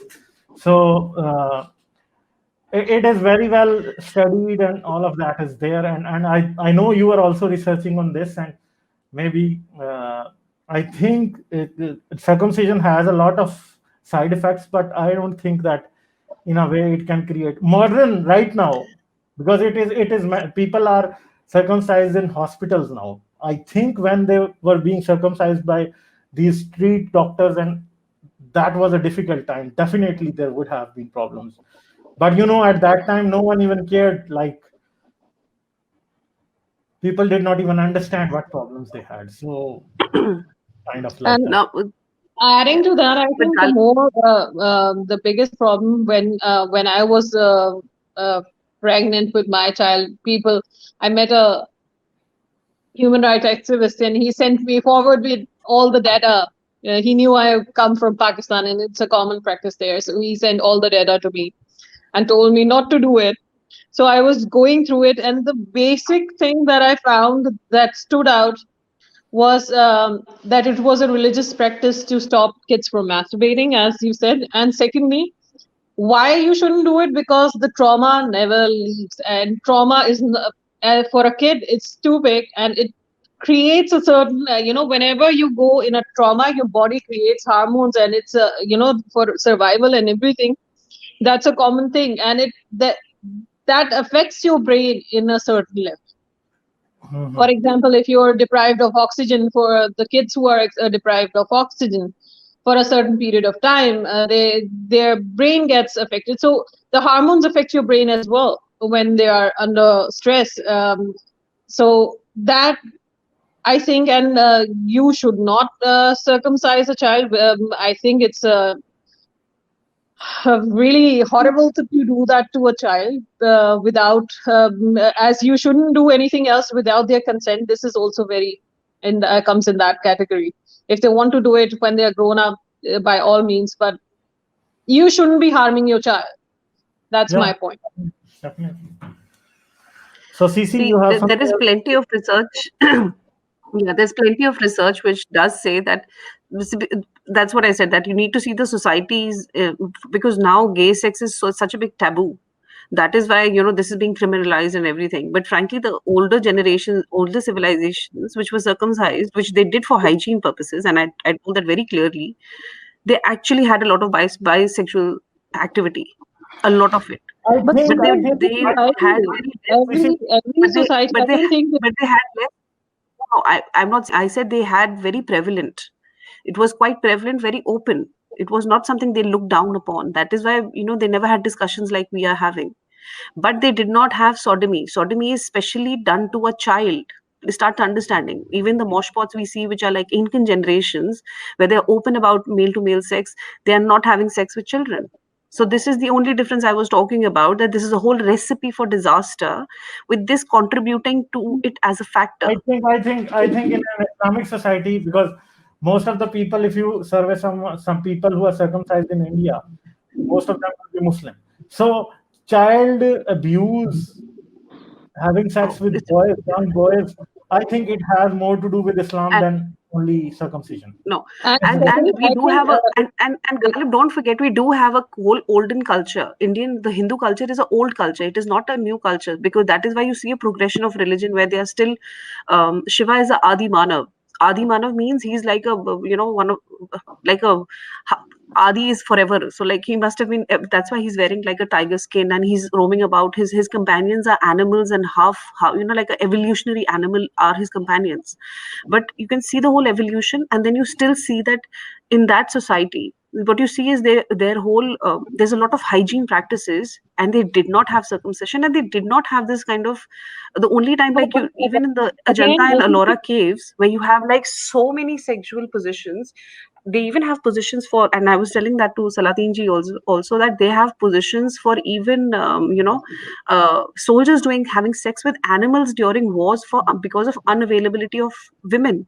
But you still do not see man to man or a man to child sex, like sodomy is not but can shown I there, add if it was something? so prevalent and okay. So Let me, we can study a culture which did not have a circumcision and see did that contribute or not. If it was frankly in this culture, and but they were so do you open think the about, Greeks especially the circumcised older themselves? times. Do you think the Greeks I circumcised themselves? definitely. Oh yes, circumcised, because it is about pleasure as well.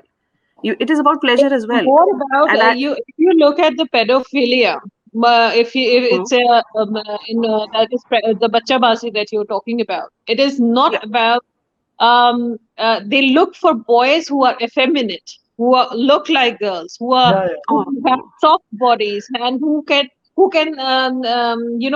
they have soft features and they are not you hard, you they're bone you tell structures. me, Salatan ji, in a younger age, I think every boy and girl, if you give them, I frankly, I've had so many feminine, like I come up from a big family.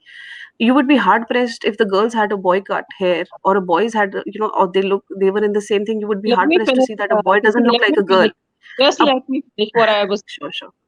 I was saying that these people, due to lack of availability of free sex or feminine options of having women around that they can have sex with, the only option for them is to either have animals or kids. Kids being more accessible, they can have them as their Vulnerable. bacha, or they call that playboy or whatever you want to call them. They are easier and they are more suitable and they are more handy, as you can say.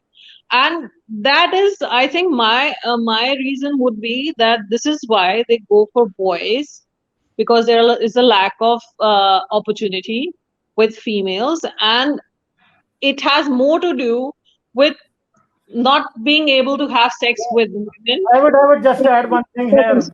See, there is no ritual of circumcision in Buddhism. They won't circumcise. Yes, Even more monks have relations with boys. I'll have to I look that up. don't know. And I like don't I know, said, but it's not you can look it up and like because I said, it is not. I don't say it doesn't happen in all societies. I've always no, said I am. everything is You have everywhere. to listen. CC, you have. I don't know. I think there is some kind of gap between us today because I'm having really a hard time, moderating today. So the main thing here is like if you leave religious monks with young boys, they would always have sex with them. Though it be the Christians, though it be the Muslims, or though it be the Buddhists. It is like that. And even, Christians and Buddhist monks, they take a vow of celibacy, but the Muslims do not take a vow of celibacy. The people who have 4 wives still do have sex with boys. Yeah, that is a reason for more investigation into it. But I think you cannot solely relate circumcision with sodomy or the child abuse. I don't think No, no. about it. So I never said solely. That's why I said this is one of the contributing factors. And because the society is so widespread, it is easier to just see. Because I just compared two societies living side by side, But which I think basically I came from the but one same thing is DNA there, pool. see, That's what I see, see, said, and that's see, how I see, started the conversation. one thing is there, because I think there is hardly any other country in the world which will have more data on child abuse or this kind of sexual crimes than USA. And you would see that almost 70% of the Americans are circumcised, because only the Catholics there don't practice circumcision. So you don't see that kind of rampant child abuse cases there. So what's the reason there then? I think But that they that don't have an issue with being, but they don't have an issue being gay. See, they don't have an issue. no, but The reason no, I said no, sodomy, but specifically, I said it was not. sodomy. It was not like that even 30 years ago. You know, But then Women man to in the man early sex was still 19th, happening. Man to man sex was still happening. It It was has only always undercover. happened, man Casey. sex, I'm That is talking the about child. point. It has always happened. You can't, even in animal kingdom, you find it. So that means our ancestors might have been involved in that too. So you can't Oh rule that yeah, out. I'm not ruling it out. I'm not ruling it out. What I'm saying is, and I keep on saying that this is a contributing factor. It's a contributing factor. It's a No, but I recipe for think I disaster. think I wouldn't believe that. Why? Because I think you need to but Ghalib, do a little research on what kind of sexual activities happen when people get circumcised since olden times. Then you'll know what I'm talking about. no, but There have been I don't studies. think so, Why Because you Romans never got circumcised. They did not. Romans had a very strict definition of an ideal man. An ideal man was never circumcised. His manhood was not very big and not very small as well. And Yeah. Greeks and Romans, they were perfectly at home with homosexuality. They Yeah, they never. were perfectly at home. But then So I don't think so that. how many cases of child molestation do you see there? those were young boys, CT. There, Those were young you see boys. you see boys which are almost teenagers over there who are engaging in activities like this. But you will be hard pressed to find a adult men having Yeah, sexual that intercourse was a with homosexual. 7-8-year-old boys. Hard. I'm telling you, Salateen ji, you do this research, you will be I hard think pressed it for is them to more find, connected to and that's why I specifically said sodomy. I think But anyway, I mean, see, that is what I I found, think and I that is have my another personal topic when view. you're done. I have yeah. another topic as I I have think we should females. move on. If Salatin Yeah, has to say something, yeah. I I have think two we should. females, Otherwise, so we move on. Moving on. I have a question because I have CC and Sultan Salateen. I would like to take advantage of it. I have a Quranic verse which related to women, and chapter 2, Ghalib, if you can show, please, and verse number is 222. Okay, wait. Please. And because Islam is always talking about that they protect women, let's see what kind of protection we are getting. Okay, Salatin, you had to say something in the end. No, actually, I was thinking that I agree totally with you, and I think me and you are both on the same page that you can't solely rule circumcision in that sense that it encourages people to go homosexual or pedophiles. Because Pedophilia, I think if you there was a documentary on pedophilia that it was they started a thing in getting it more accepted in Europe and America, that it's a common thing, and then there was a whole thing on it. It's a I think I don't say I can't say anything more because I think we can agree to disagree. That's fine. but I think it has to do with chemical composition of your brain. You can't say that you get pedophile like that. I don't think so that there is a remedy for making someone into a pedophile So by circumcising them. No, it Yeah. wouldn't happen. It wouldn't increase the chances even. I don't think so. I have a Okay. background. Ghalib, Yeah. before you read this verse, I have a background because CC and Salateen and me were thinking about menstruation topic to discover, because this is kind of taboo. Women are really suffering from menstruation thing in our society. They cannot show their pad, and both are feminist ladies. This verse is Quranic verse. I would like to hear from those ladies that what is this verse talking about, and how do we take how God is looking into menstruation? Who would like to read it? Can I read, or you Okay. want to read? You can read. You can read. Okay, I'm reading, ladies. Please listen this verse. This is from God, true God. Okay, and the translation in English. Okay, and they ask you the percept about menstruation. I think I should read it. I should read it Okay. because I'm reading it. I will read it from the screen because you are reading a different translation. They Okay. ask you, a prophet, about masturbation. Say, beware of its harm. So keep away and do not have intercourse with your wife during their monthly cycles until they are purified. When they purify themselves, then you may approach them in the manner specified by Allah. Surely Allah loves those who always turn to Him in repentance and those who purify themselves. Acha ji. Yes. So this verse, like, it is showing that this is kind of problem which God is giving the problem, and it's too much micro micro monitoring.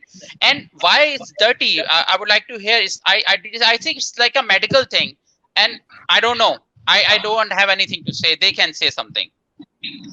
I think it's in every religion almost that I've come across, that it's a taboo and you can't speak about it, and it's filthy, and it makes you unclean, and you can't touch the holy things while you're menstruating. You can't do this and that is in every religion, and the culture intensifies it. In whatever culture you're born, in whatever region you're born, they have their certain traditions that are binded with it, and that intensifies. For example, when I was growing up, one, we never had sex education, so we didn't know about it. Two, when for example, any woman in our family would be menstruating, they would say, don't touch the pickle, it'll go bad. Don't do this while you're menstruating.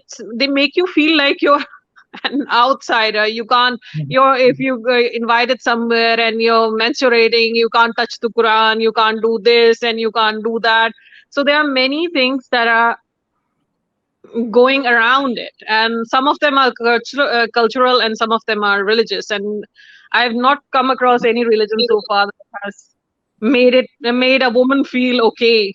You're having menstruation, you're just as perfect or normal as you usually are. Yeah, this is But I have a problem here. I would like to hear from CC, because that issue is towards culture also. Like there was a movie, Akshay Kumar movie, like Twilight, and it means it's not about only religion; it's about culture too, like Hinduism. So what happened in the movie? There was a heroine, when she had menstruation, she had to go to the village for toilet bathroom. She cannot do in the house. So CC, what do you say about inside the house as well? She had to sleep in the balcony or somewhere. Yes. So these are old time practices, and anytime, and please start understanding, the whole point of religion is to control society. And I've said that before. When you control a woman, you do control society, because women are the first teachers of children. So male child, female child doesn't matter. So she will teach a male child supremacy, and she will also teach a female child to be docile and submissive. Okay, so that is why it's so important to work on women. That is why women are controlled, and through women, children are also controlled, and through that, society in general is controlled. But and that was the Akshay Kumar. Sorry to cut. That was Akshay Kumar point, that still it's being practiced in India. That's why it is still being practiced. Story. And the guy who actually made those pads and he was distributing in those villages. If you look at the disclaimer and everything that goes on in the before the credits, that guy actually exists, and he there was an interview of him that he had It's a real story. So Yeah. we can Yeah. Yeah. we can say, see, this taboo with women, and obviously because they did not understand why all of a sudden, once a month, all, blood is never related with anything which is normal. From olden cultures, whenever somebody's injured, there's something bad happening, they will have blood. When somebody's about to die, even the blood comes out Even from the eyes animals and menstruate. ears and Yeah. everywhere. Even animals menstruate. Everybody, but they couldn't make sense with, all of the sudden this, there is a woman and she's menstruating, she's obviously feeling weak, and it's not just feeling weak, she's actually going to, because there is a whole hormonal process, she will probably feel a bit irritable, she will have cramps and everything happens. So but all of the sudden after 7 days she's fine. So they could relate it with almost, there's like a spirit on her, or there's like basically there's something wrong with her, because if it was normal, then they would have expected men to have it as well. Now, so obviously there wasn't science enough and there wasn't evidence enough that they could have They didn't studied and expect gone men to through have saying that. kids. They didn't expect men to have kids or to breastfeed but then this was not. children. Yeah, Yeah, exactly. I think if they But this, understood the I'm just thought talking about the evolution of thought process. yeah, I totally agree. I And generally understand women, the point. I think yeah, so Salatin. generally what happens, so generally women would tend to kind of, try to stay away themselves, because when somebody is having cramps and not feeling that well, they will not, kind of go and socialize. So when they said, oh, something has happened, she knows there's something going on over there which is not right, that's why she's kind of staying away. Now we have science enough to prove everything, why it's happening, why cramps are happening, we can study it. So even in all the cultures, in Judaism, it's called nida, and they used to have nida huts. So the women, especially, it was a practice done in Africa, where the Yeah, women I actually had recall. to go out of the house and Yeah. live in straw huts closer to the river. They would stay there for 7 days, and I think there are a few Orthodox Jewish cultures which basically women have to stay there for 15 days. Then they have to go and wash themselves in those rivers and then come back, and their clothes and Yeah. everything becomes they're completely separate. The food is, I don't know if they had to make their own food or whatever. So this is regardless of temperature, regardless of month. So no matter what weather it is, everybody is over there in the fireplace, you are in the nida hut. So it happens in Nepal as well. It used to happen in olden Indian culture as well. And in the practices which you saw in Padman, obviously they can't afford to kind of, segregate women like that because now there are other factors involved in it. So now what happens, there's a separate room, or a balcony, or I a think it's place, an still, attic. As Sisi, a I think devil it's advocate, still like, I'm sorry to cut you. I'm taking this conversation to a different side. As We a, are let's say, actively cutting Sultan Salateen off all the time. I don't like this. I think, yeah, I was just saying that in all it's more cultural. It doesn't have to do with understanding. It's about convenience that you can afford to have women cut off. That is the thing. In the cultures where women are integral part, you can't afford to have them cut off, to have them sit outside or to be bashed. When you But but in the, I think still, but then CC, just let me Salatin finish. ji, then Let me finish, CC. Still in tribes where women lead, where women are the chieftains of the tribes, it doesn't happen. It only happens in patriarchal society. It only happens in a society where men head the groups. When it's they can, because they can afford, they have more wives, they have more women in their society that they can control, they can have some of them sit outside, whereas the other tend to them, or do their food, cook their food, and take care of babies and everything. I think it has more to do with that aspect than the religious, and the religions took it up from there. I yeah. think it is because I never see religion as a word of God, so it has certain cultural aspects to it from everywhere. So that is my take on it. Okay, so human being was saying something. Human being. so saying as a devil advocate, because first of all, I believe in God, and this verse is true. What is the problem do you see in this verse? Because some woman has menstruation, and God is just saying that keep away from them, don't do sex. So, if as a Muslim, how would you respond to that? My argument that is it something like dirty? That is it really dirty thing, or what kind of verse shows about it? That's my question. I would like to ask, what was Prophet made out of? Yeah, everyone is made out of this same blood. If a woman is pregnant, then that blood would go into feeding the child. If I'm not That's as simple as that. If blood is unpure, then so is the Prophet, and so is everyone in the world. and one other thing that would enforce what Salateen was saying is because you were saying that where the society is dependent upon the hands of the woman to work, they don't outcast women for masturbating, and this was Uh, simultaneously happening in India as well, where the Dalits and all those other people, the women were still working. They couldn't afford to skip a day because of masturbation. So this was there. This so, is still like okay, the could I poor just woman. could I just Yeah, add a few things to it? So we do have a matriarchal society in Kerala, where still, so generally what used to happen in matriarchal society, they wouldn't consider women impure. What would happen is they would give women that extra support which is required, but still a woman would be kept aside, away. So Kerala has a matriarchal society. It doesn't have a patriarchal society. Still, it is practiced there. So, but but I think when they might have been affected by the mainstream religion or the I mainstream. think so yes, too. yes, I would say that as well. But then again, we have very few matriarchal societies where we can actually sit and study what really happened. We have a whole history of patriarchal society where they are demonizing women and they're demonizing menstruation as well. Now, the second thing which was there, that why every single, so I said Judaism, Islam themselves, they did not allow women to go in the Kaaba. My understanding is that when women were menstruating, they were not allowed to go in the Kaaba. I think it happened with Aisha as well, that she went over there for Hajj. There's this And because I was looking at it yesterday. Yeah.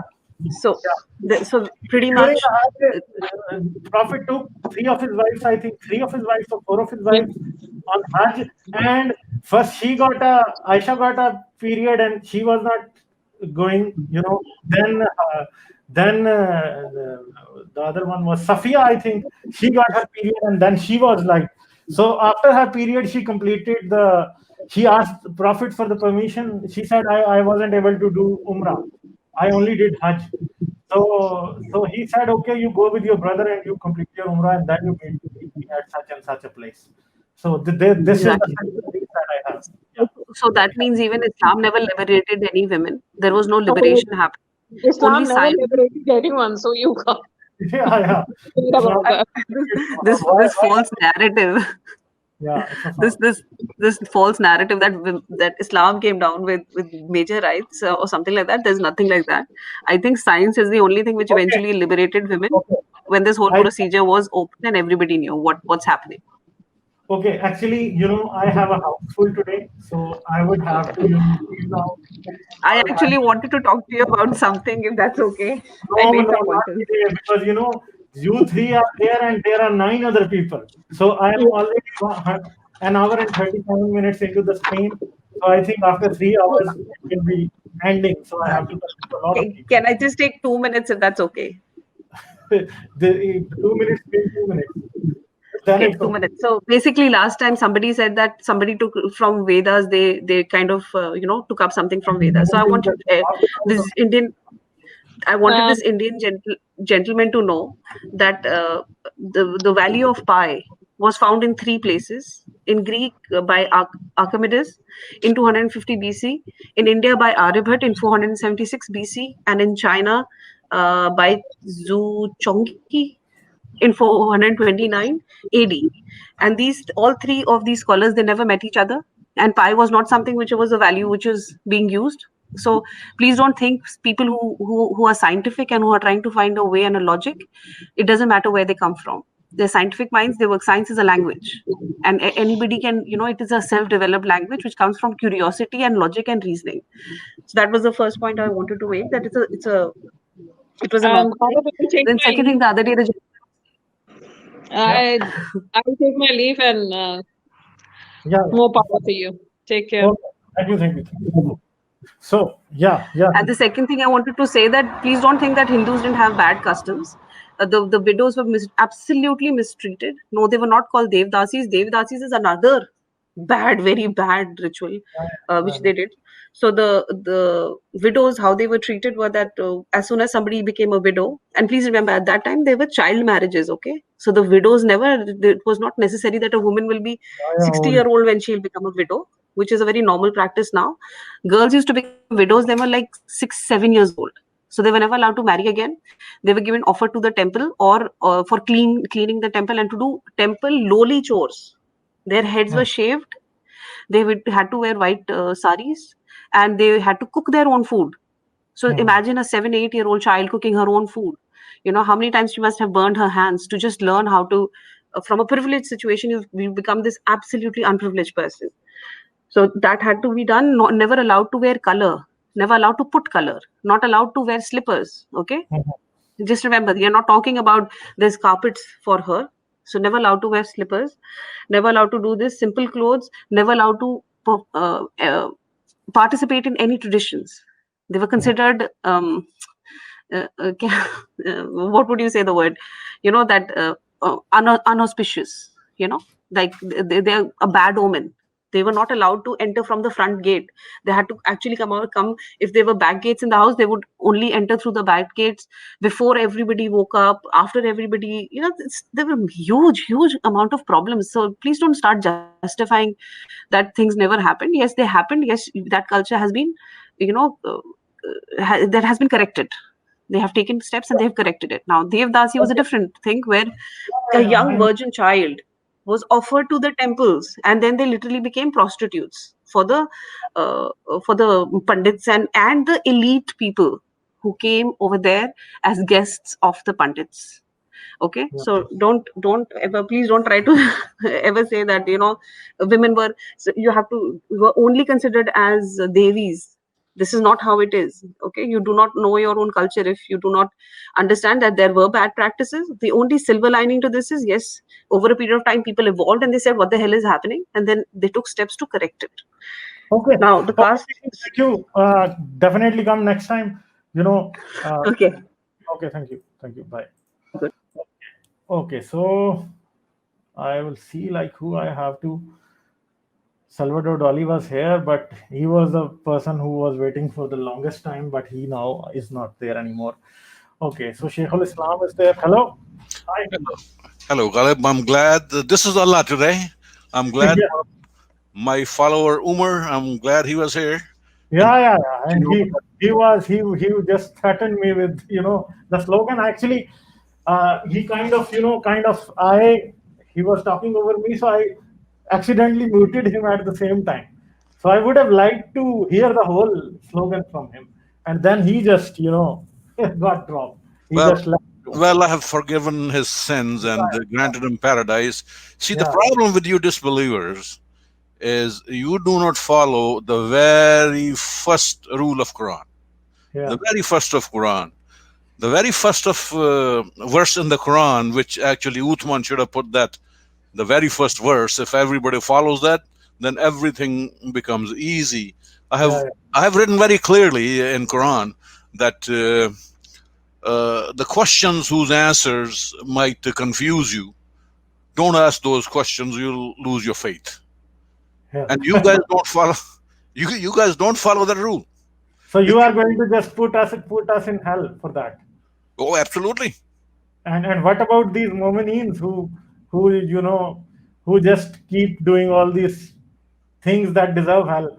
Are you going to give them paradise for that? Yeah, but if you follow my first rule and don't ask questions that might confuse you, everything will go smooth.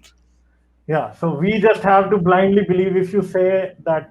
I think we could just gouge out our eyes and just cut our tongues, and maybe that would be the best. Yeah, but you'll go Best to way to heaven. follow you.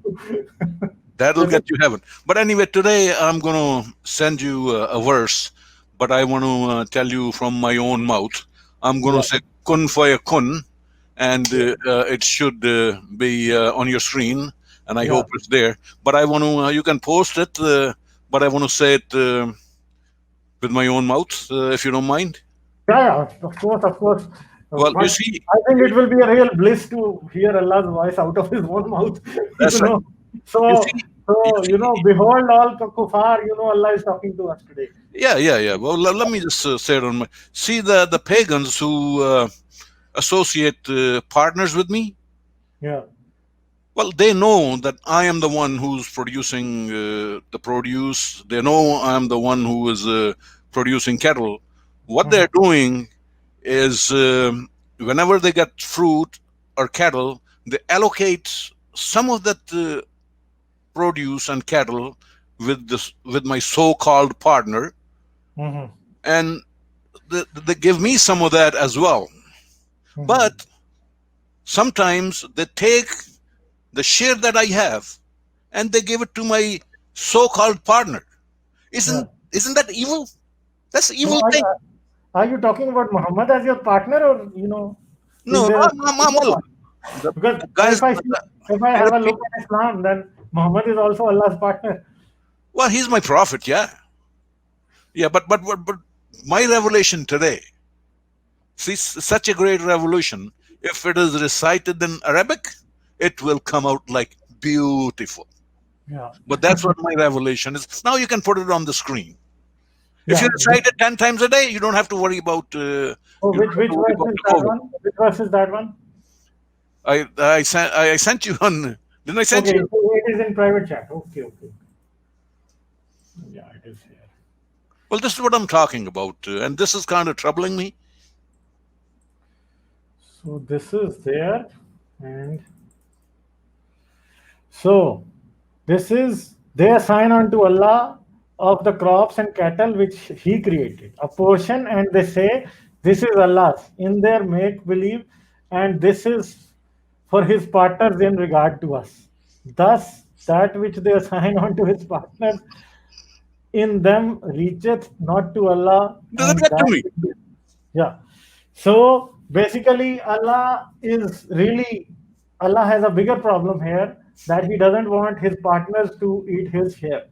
No, That's why he's pissed off. even though I don't need to eat, Yeah. but they're taking my share and giving it to so-called partners, Yeah. and that's getting me crazy. You are jealous. That's why, because your partners are getting your share. Yeah. And then what are you supposed to do with this revelation? What kind of a knowledge? Tell me what kind of a knowledge you get from my revelation. My book is all about guidance. Yeah. I think It's this all- is kind of. It's all This about is- guidance. I think this is here Allah is asking the believers or the Momins to do justice with Him, because they are being unjust with Allah here. Well, So Allah is just protesting that you are giving this my portion to others. So I protest here, and you should give it to me. Well, that's why at the end I say evil is their ways. Yeah. Anyway, it's not easy. I was just doing fine when I didn't create this universe. Yeah. Now that I have, everything is pissing me off. Yeah. I know. And This universe that you created also pisses me off. No, So if you are pissed off, I'm happy that you are also pissed it's people like you who don't do what I say is pissing me off.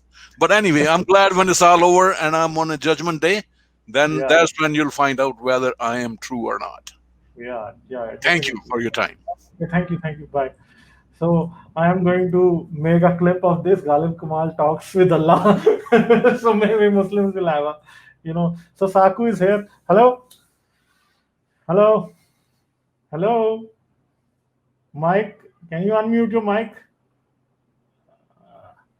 So this guy is again here, and he did something here, and I thought he was, he's again showing his small thing here. So what to do of these guys? This is really a stupid thing to do here. These guys are now trying to copy you guys, profile pictures, and they are trying to come here now. So at first I was thinking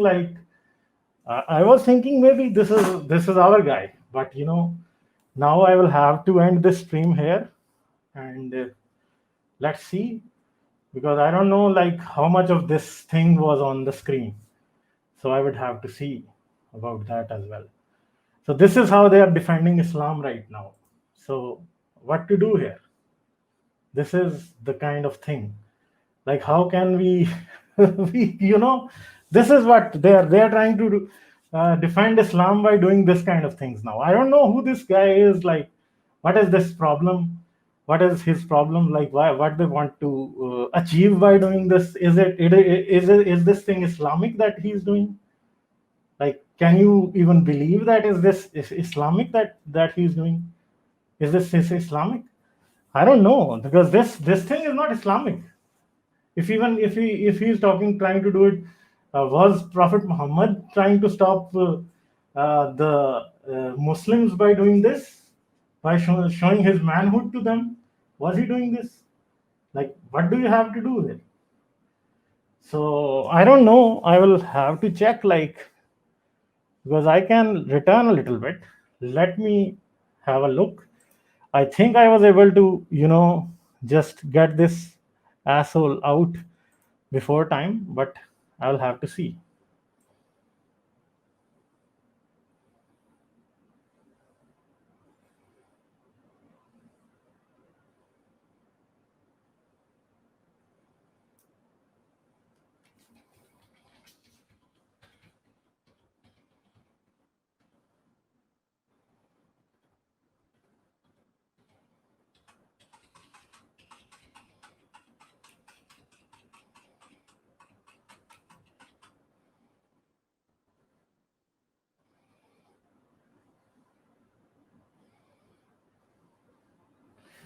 Yeah. So I think I'm going to continue. I'm going to just make this stream private afterwards, and I'm going to just delete it from there. That's not a problem that I can always do. But I think this asshole was not able to get anything here. So I'm going to move on. Okay, so who is here? Now I have to be careful with even the regular callers as well. So Azim Kausar, is someone here? Hello? Hello? Hi, Ghalib. Hey, so you can, I'm not one of, Yeah. these guys. Anyway, Yeah. so that was hilarious. You have to have an absolute stunning manhood to, try to Yeah, try that. just now I'm going to, maybe if his family was watching this, they would know that this is our son. I They don't weren't know. These impressed. people are really, really stupid in a way. I don't Right. know, like, what to do with these people, because they are totally Now, stupid. Yeah. Now, before I upset you with my question, because I think you're on I think this is the least favorite of your topics. But before I get to my question, I just wanted to let you know that I was and I'm an ex-Muslim, so I used to be a devout Muslim once, and one of my childhood friends, and he's still a devout Muslim. In fact, Yeah. he's so devout, and even his father, he is also so devout, so pious that he has like 3 wives now.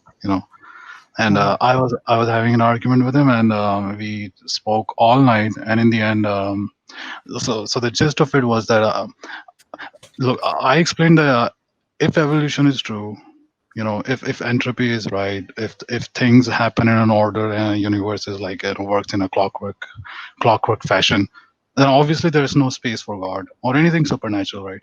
Now his whole point was that God is good, God is great, Islam is great, Islam is good, it gives you a really good way of living your life. Maybe it does, who cares? Ants, they can, form a really good structure, they can swim across rivers and all of that.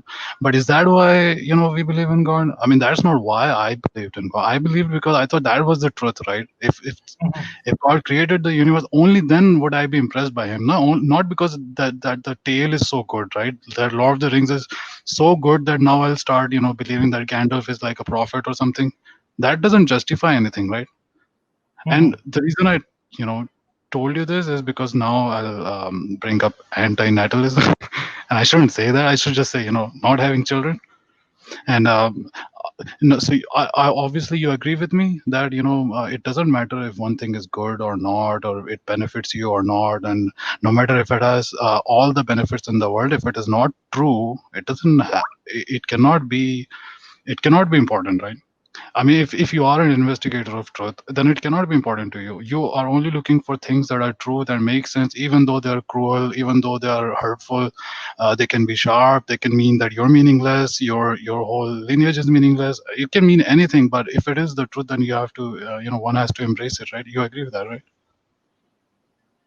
I did not get your question. No, the So main my thing question is was, why do you think anti? So I heard you saying to one gentleman, one you beat a lot.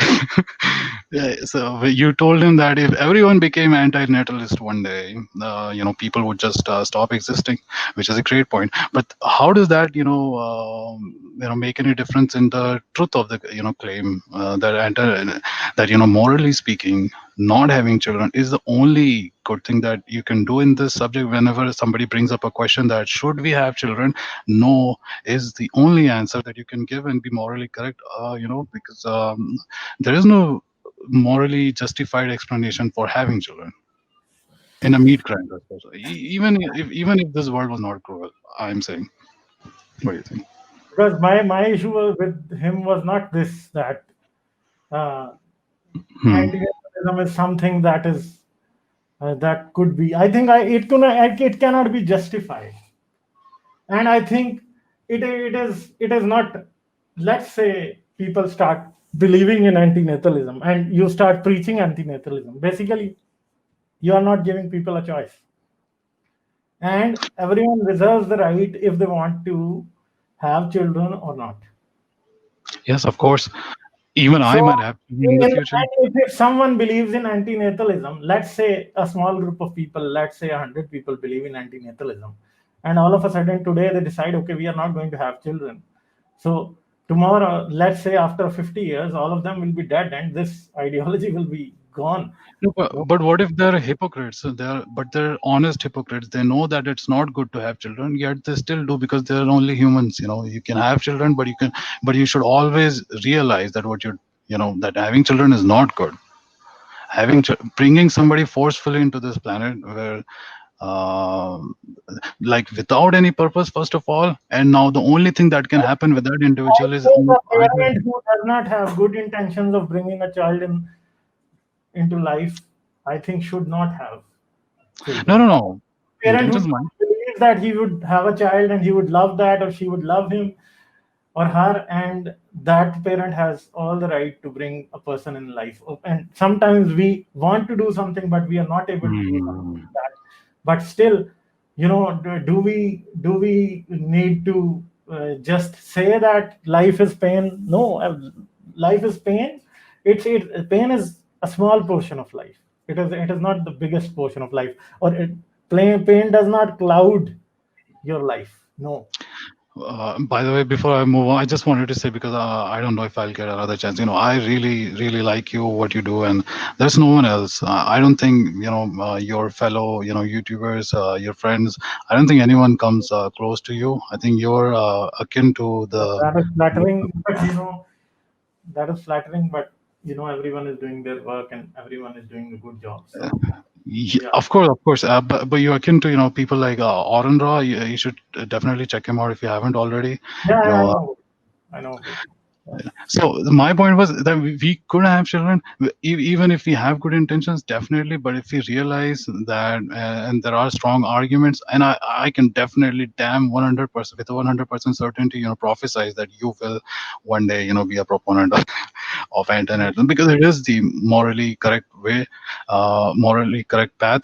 Even though you cannot take it because you have a wife, or one has a girlfriend or anything, or even one has a natural instinct to have children, even then he can be intelligent about, he can realize it is not good what he's doing, so he'll be careful also to save him from all the bad, even if he doesn't do anything at all, at least realizing the truth is important.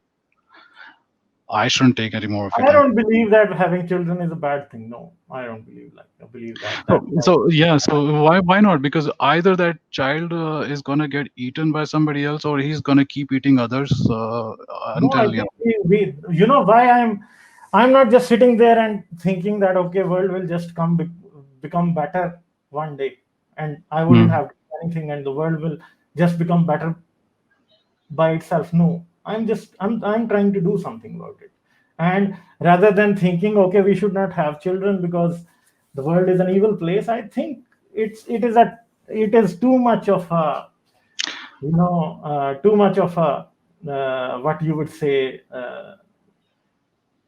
thinking that the cup is half empty. I don't feel like that because I think everyone takes a chance. I am taking a chance right now talking to you. yes, you of know course. so you know chance is chance is something that everyone takes. You take, I do take it, and everyone else takes it. Life is a chance in a way. So you know if we are born, like if you think life is pain, so a woman also thinks life is pain when she's trying to bear a child, when she's holding that child in her stomach, her belly for 9 months, and at the point when she's delivering a child, that is the most painful thing that a human can feel. But even then, one person comes into the world and she has a look at it and she loves that person. She forgets that pain. Of course. That pain just disappears because she sees hope. We are in between two things. One thing is hopelessness, the other one is hope. So you cannot at one point say that everything is hopeless. No, I think there are good things in the world and there are bad things in the world. Good things far outnumber the bad things. That's why you and me are living right now. If bad things were outnumbering good things, definitely we would be dead long time ago. So life, Uh, if you are able to live, and by at this point in life you haven't been raped, you haven't been wronged in a very terrible way, I think your children have a very good chance that they would also end up like you, and they would also be able to enjoy their lives, and they would have hope. So I think in the end it depends, like you want to be hopeful or you want to be hopeless. And I think the people who try to make things better are always hopeful. Anyone who puts some hard work into anything, why does that person put hard work into something? Because he believes that hard work can bring about something good. So even Thank you I so am much. talking to you right now, or I am talking to anyone right now. I am talking about Islam. I'm talking about all the barbarianism that goes in the name of religion in the world. I'm trying Mhm. to stand against dogma. Why I'm risking my life as well, but I'm still because I believe in this. Mhm. I have hope. That's why I'm doing it. So you cannot ever expect from a person like me that I would say having children is a bad thing, because I cannot imagine how you're doing I'm it. already fighting against terrible odds, and I want to believe Yeah. that I can. That's the Well, thing. That's the thing. I would never be able to say that having I children is a bad thing. True, and I've only seen Muslims flip off and murder people, for the slightest thing that they do out of the ordinary, for the Yeah. slightest thing. So what you do is like extremely I don't know, only a crazy man with nothing to lose for maybe could try Yeah. something like what you're doing. I think the things that I have to lose, the things that I think I can lose, I love those things too much.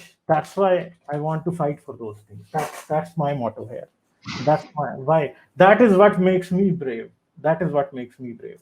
And I want other people to be brave like that, because we are fighting against terrible odds, but it does not mean that we should accept a defeat. No. Even if we die, we would die Mhm. fighting. That is what I believe in. So I'll move on because there are a lot of Yes, people. I have to talk to others as well. Okay. Okay. this was Thank you. very pleasant. Thank you so much. Yeah. Bye. Pleasure is all mine. Okay. Thank you. Bye. Bye. Okay. So now I have to, because of this small d, Jihad. I have to be careful with everyone. Hello, hello, Salvador Dali. Can you unmute your mic? Hello, hello, hello. Hello, hi, hi. Hi. So you are there. Now I have to be careful because this guy is trying to make us Muslim by showing his small thing. Yeah. Okay. So Yeah. how do you think? Good. Congratulations. The Trump is Yeah. gone, huh? Yeah. Congrats to you as well, because some of the people do like Trump a lot here. So I don't know what they would be thinking, but No, I'm I did not like the guy. no, because of I'm just joking. Like, yeah, I'm just saying, like, okay, this whole thing has finally ended and Trump Yeah. is like has left. Yeah. Yeah. So I saw this video. His children were crying when he was getting on the helicopter to go to Mar-a-Lago. So they were. I saw real tears. Yeah, I could feel that because like it is a lot of like fun and power, and especially like his children, like Ivanka, like they and Jared, they had a lot of power. They were like Jared was the Middle East peace negotiator, and Ivanka. Like, I'm just saying that like he was able to bring his children in the administration like I've never seen before, or we don't know, especially in the Western countries. Okay, in Pakistan we know that these things happen commonly, but not here. Yeah. I don't expect to see Biden's son coming in, maybe officially, maybe yeah. Yeah. So what else? Nothing much. You had like a very long conversation on different topics today. I listened to the conversation on CC and Salateen and yeah. I was just wondering, Ghalib, like this narrative of like the history that you're proposing, that not you're proposing, that is, I think is the real history. How do we come up with a way that can help understand, for example, a Muslim person listen to it more? For example, when you tell them this thing that Muhammad may not even exist, and this is all like Muhammad could have been a title, and there's no Islamic history, they just rub it off by not trying to understand it or not trying to look at it. They say, oh, this is just rubbish, this is just wrong. My question is that, is there a way that we can put this narrative, but in a more, in such a way that that the other opposite side is open to listening to it? I have been active doing this for the last 8 years. So yeah, we have checked, different angles, what works and what does not. Okay. So this Petra theory presented by Dan Gibson is a thing that connects with people, and I know the feedback about it as well, because we were writing it about 3 years ago. We started writing it, and we took more than a year to write about it in 21 episodes in Urdu. And so this is what I'm presenting in a series right now. So my friend Haji Mastali, he was the one who kind of got my attention towards this side. Even in the beginning, I wasn't kind of very much sure what we were saying was, because he was always talking about these things. So he was the one who converted me into believing this could be real. So, but in the end, when I started reading myself, like right now for the last 6 months, any books that I'm reading are always about these things. Yeah. What is the historical reality of Islam? This is what I'm reading right now. I'm reading a book. Walker Pop is the writer, and the name is The Early History of Islam. So this book is also discussing about. This book is basically discussing about how a title reserved for Jesus, that was Muhammad, became the Muhammad, the Prophet.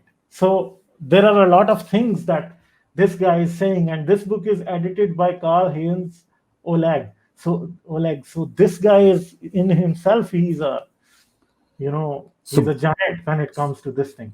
So both of these are historians. Both of these guys are historians, correct? Yeah. So So the main thing here is like uh, the theory that they propose is that there is a Persian connection to this Islam, because Islam never originated in Makkah and Medina. No, it did not. Yeah. Islam basically originated in the northern Arabs who had, migrated to the northern Arabia. Maybe some of them from some of them from Yemen, and some of them from the eastern parts of Arabian Peninsula. So those were the people. And who were the Quraysh? So you would be surprised to know that Quraysh were the people who were the allies of the Byzantine Empire. They were known as Federati in Latin, but the Aramaic or Syriac translation of the word was Quraysh. My question is that where were they geographically located? They were geographically located in Hira,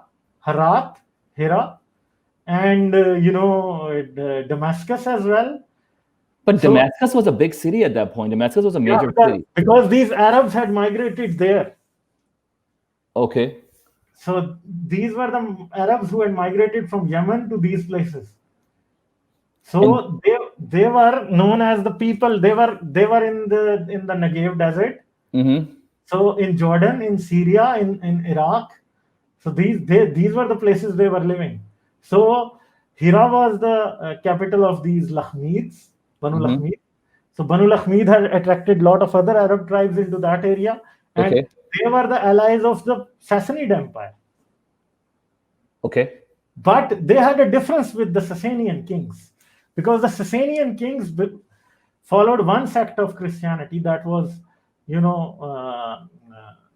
what you say? That is kind of Gnostic. More Eastern Orthodox type of Christianity. But I had a question. Just one more question. I'm sorry to interject. Like, was the difference did not start because there was a plague in 500s, and they did not start paying them, and then the difference started? No, actually, this was all set in motion by Heraclius. In which year? It's in 622.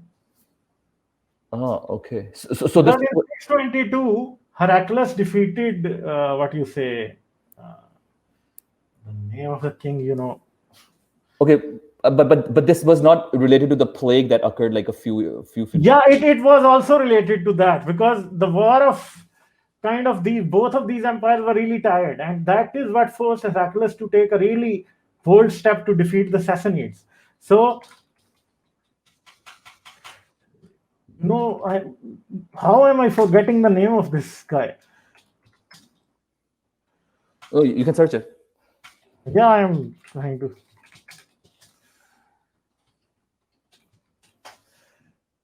So he defeated.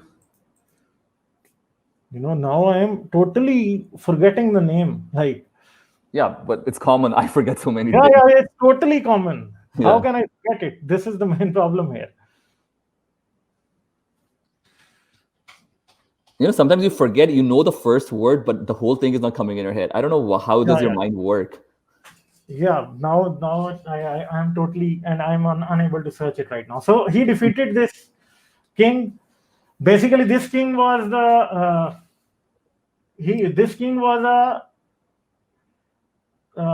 he was an ally of the Byzantines earlier, because he was not in.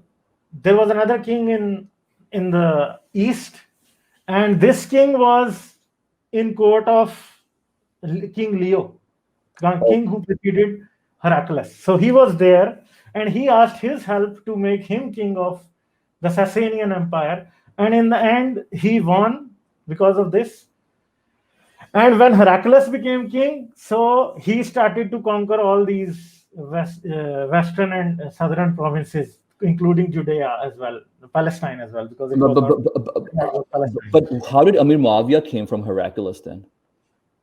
Yeah, I'm going to tell you this one. Okay. So what happened in the end was, like, this guy, This guy took true cross, relic of the true cross, with him back to Ctesiphon. Ctesiphon is where? Yeah, to Persia. Persia. So he took this. The Sasanian capital was Ctesiphon. So he took this back to there. So Heraclius's legitimacy was in question now, because the relic of the true cross was gone, and people were thinking because God is not happy with him, that's why the relic of the true cross is gone. Mm-hmm. So then Heraclius had to take a really bold step. He had to go all the way he had to take a detour from Armenia, and then he attacked directly Ctesiphon. And then he defeated the Shahanshah, and then he came back and he took the relic of the true cross back. But did he make use of the Central Asian tribes at that point that were the part of the north? Because the Lakhmids were already sacked by the Shahanshah before this.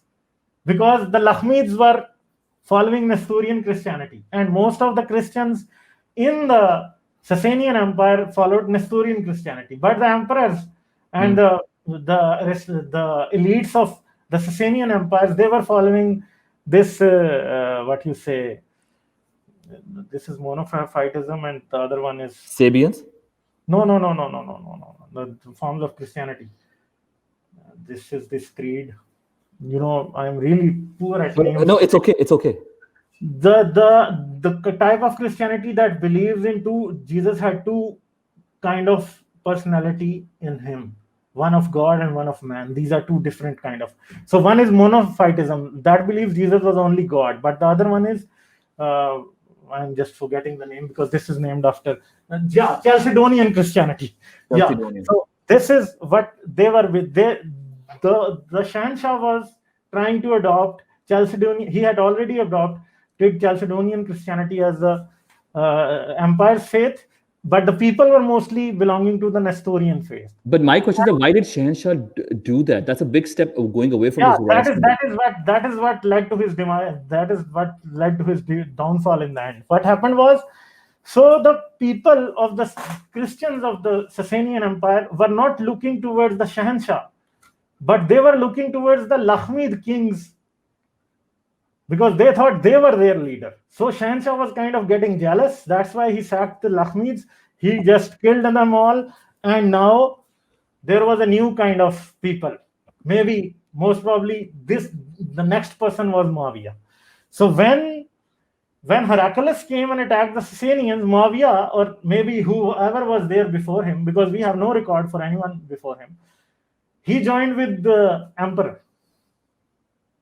Okay. So that is what led to the defeat of the Sasanian Empire, and in the end what happened is Heraclius took the relic of the true cross back and everything was settled. But the main thing is, the most important thing that I was missing for some time, like why was these people doing these things?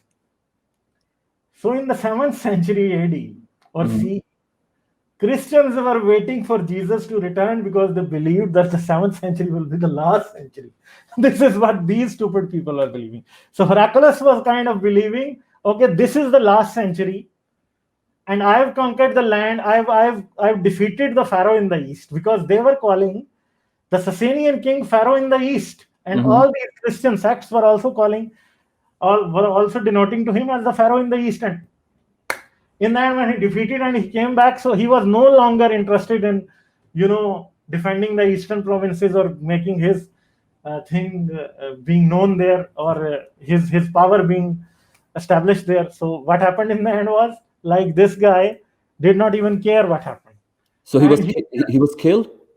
No, Heraclius was not killed, but he was so good friends with Muawiyah and everyone else who was in government there, that for the next almost 20 years, no one even, till the time when Heraclius died, after that Muawiyah kind of, because one thing was there, the gold coins were only issued by the emperor.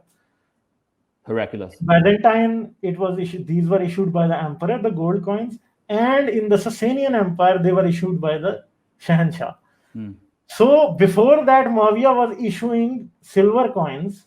He was issuing those silver coins in different places, in Damascus, in in Caesarea, even in other places as well. But he never issued gold coins. So as soon as Heraclius died and his son was in government, and then even his son died in, I think, after 6 months or 1 year of his death. So what happened is, then Muawiyah declares a kind of independence, and for the first time he coins the first gold drachma. So this is what happens then. So this means that at that time, and then Muawiyah even attacks Constantinople. And when he attacks Constantinople and he is defeated, so he loses legitimacy again, because Muawiyah was a Christian. He was not a Muslim. This is confirmed. Even till Abdul Malik and even Ghalib, I have a question. What was the reason for the future people that made Islam, or when it started originating, to make it back in that time, to create a story of Muhammad during the 600? I'm also learning about a lot of connections here, like why did they need to create Islam? But one thing was there, like they were kind of Christians who followed the Jewish Sharia, and they did not believe that Jesus was the Son of God. So yeah, but like, why was Muhammad's character to be brought up in the era of 570 to 630? Why was that done when we know that Heraclius was such a great leader at that point? But even their year is starting with the conquest of Heraclius, because when Heraclius conquered the Persians, he gave autonomy to these Arab Christians. He gave them autonomy. He said, okay, you are free from now. That's why they count their year from 622. Otherwise, this is not something that we have no evidence that really the Prophet immigrated from Makkah to Medina in 622. But we know that in 622, Heraclius defeated the Sasanian Empire. That's the main thing here. So otherwise, there's nothing else there. No, I understand, but do you think why? But like, do you have any answer right now, or this is still shrouded in mystery? That why? They have an answer, because I'm reading a lot of people. So right now, because when I read them, so one person is saying one thing and one is saying other thing. So sometimes I don't know like what course of action that I'm going to take. Yeah. So in the end, what course of thought am I going to take? So I'm kind of in between right now. That's why I wouldn't be able to tell you right now. So when Heraclius is like dynasty just ended with him, and Muawiyah took everything with his son. But Muawiyah was kind of a sole ruler,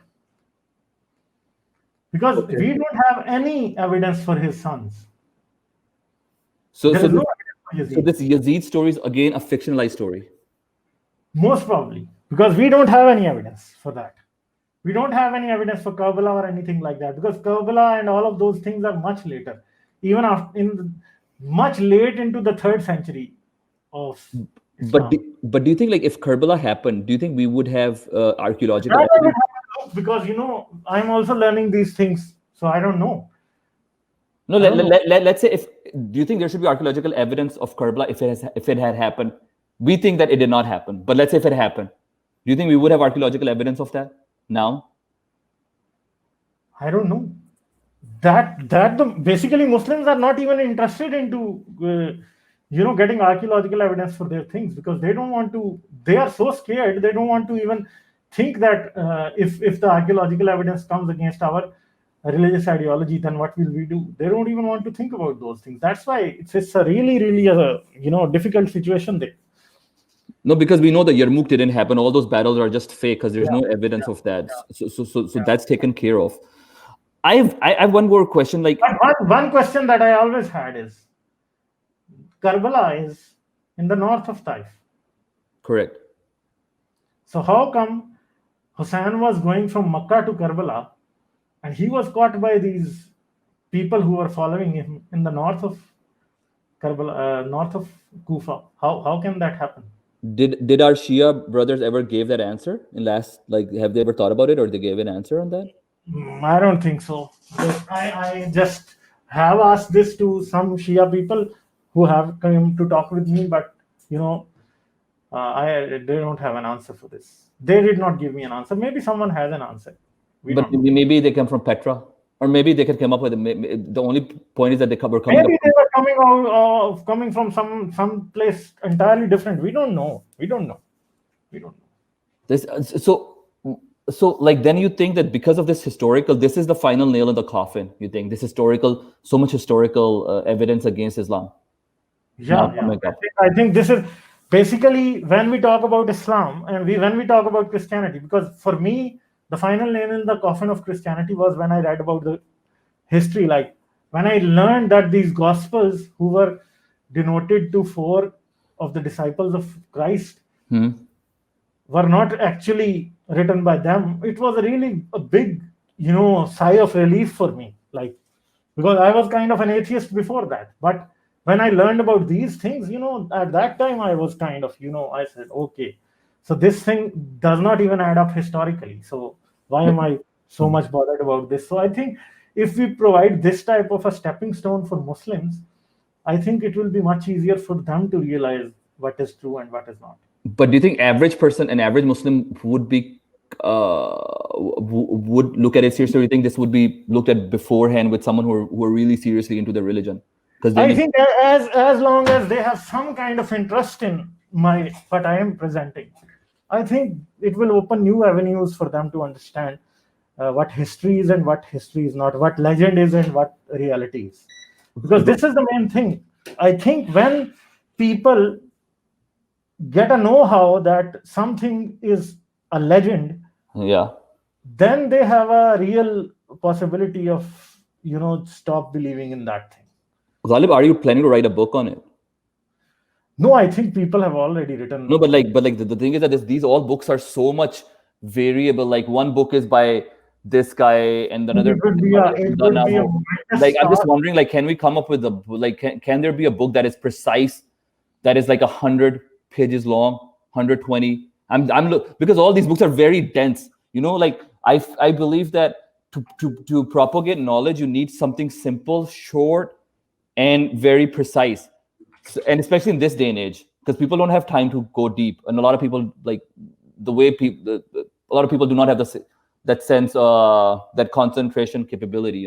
Focus. The focus is becoming less and less. So my question is, I think I can do something like that, but I am not planning to do it right now, because first I have to get my act together, because there is one thing, this Petra theory, I've properly researched it and I've read about it a lot. But about the other things, I'm still learning myself, because to be very frank, I did not pay that much attention to this.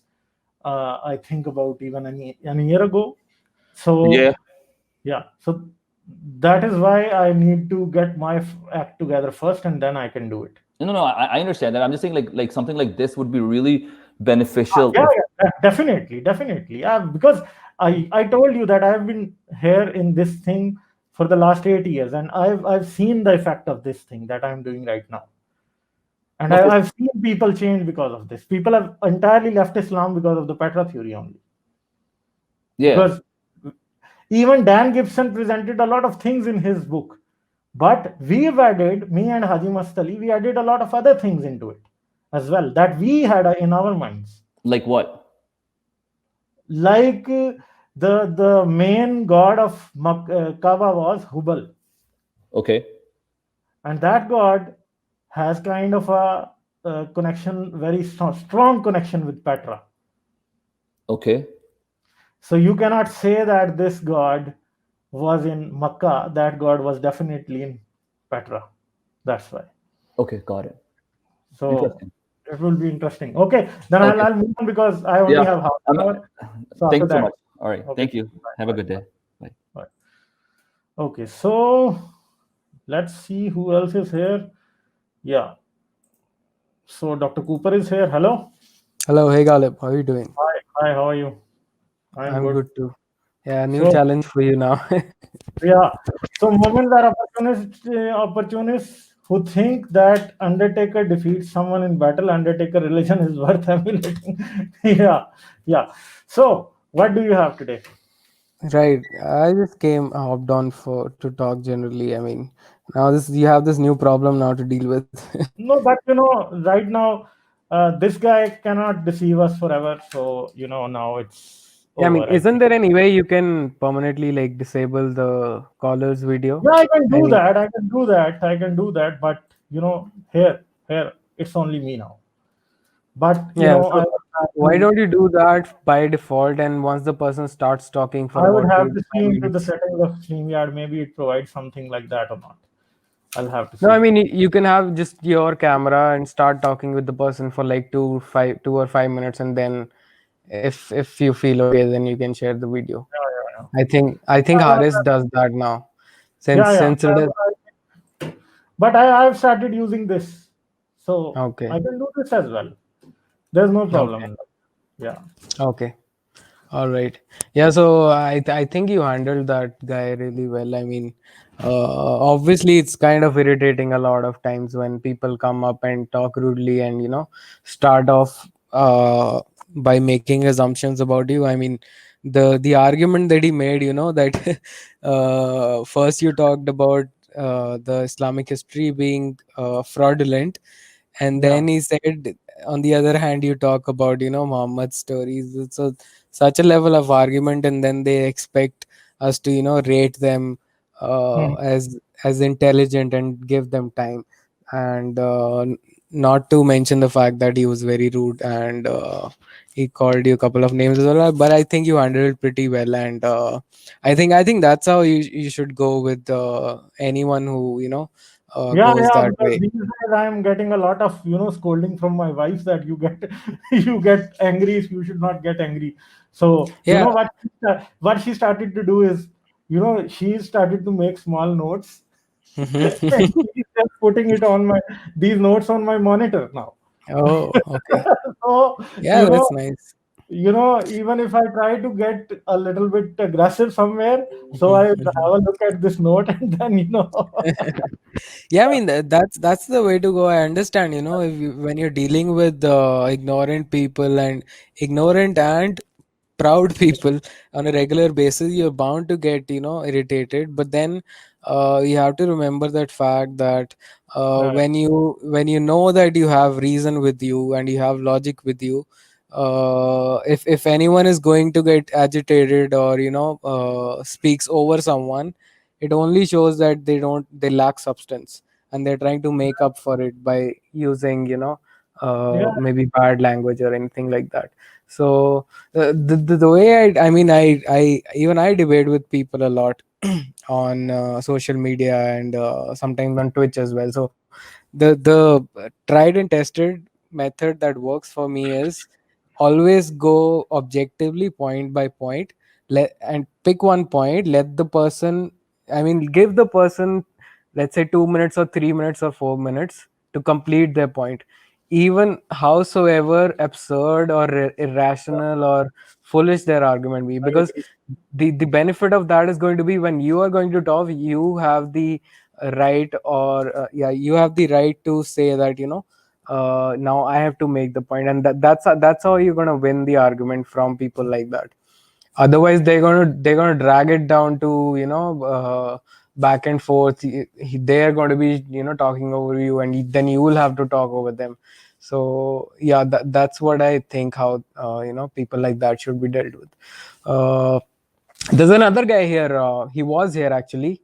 He claims he was a friend of that Umar guy. He Mhm. left now. I mean, uh, he started the conversation on chat by asking people what's their qualification. He asked me as well, and then turns out he's like a first year engineering student or something, and the fact that he knows what is the least count of a screw gauge or some scale. Yeah, If yeah. he knows that and the other person doesn't, he has more When I knowledge. was young, I was always also like that.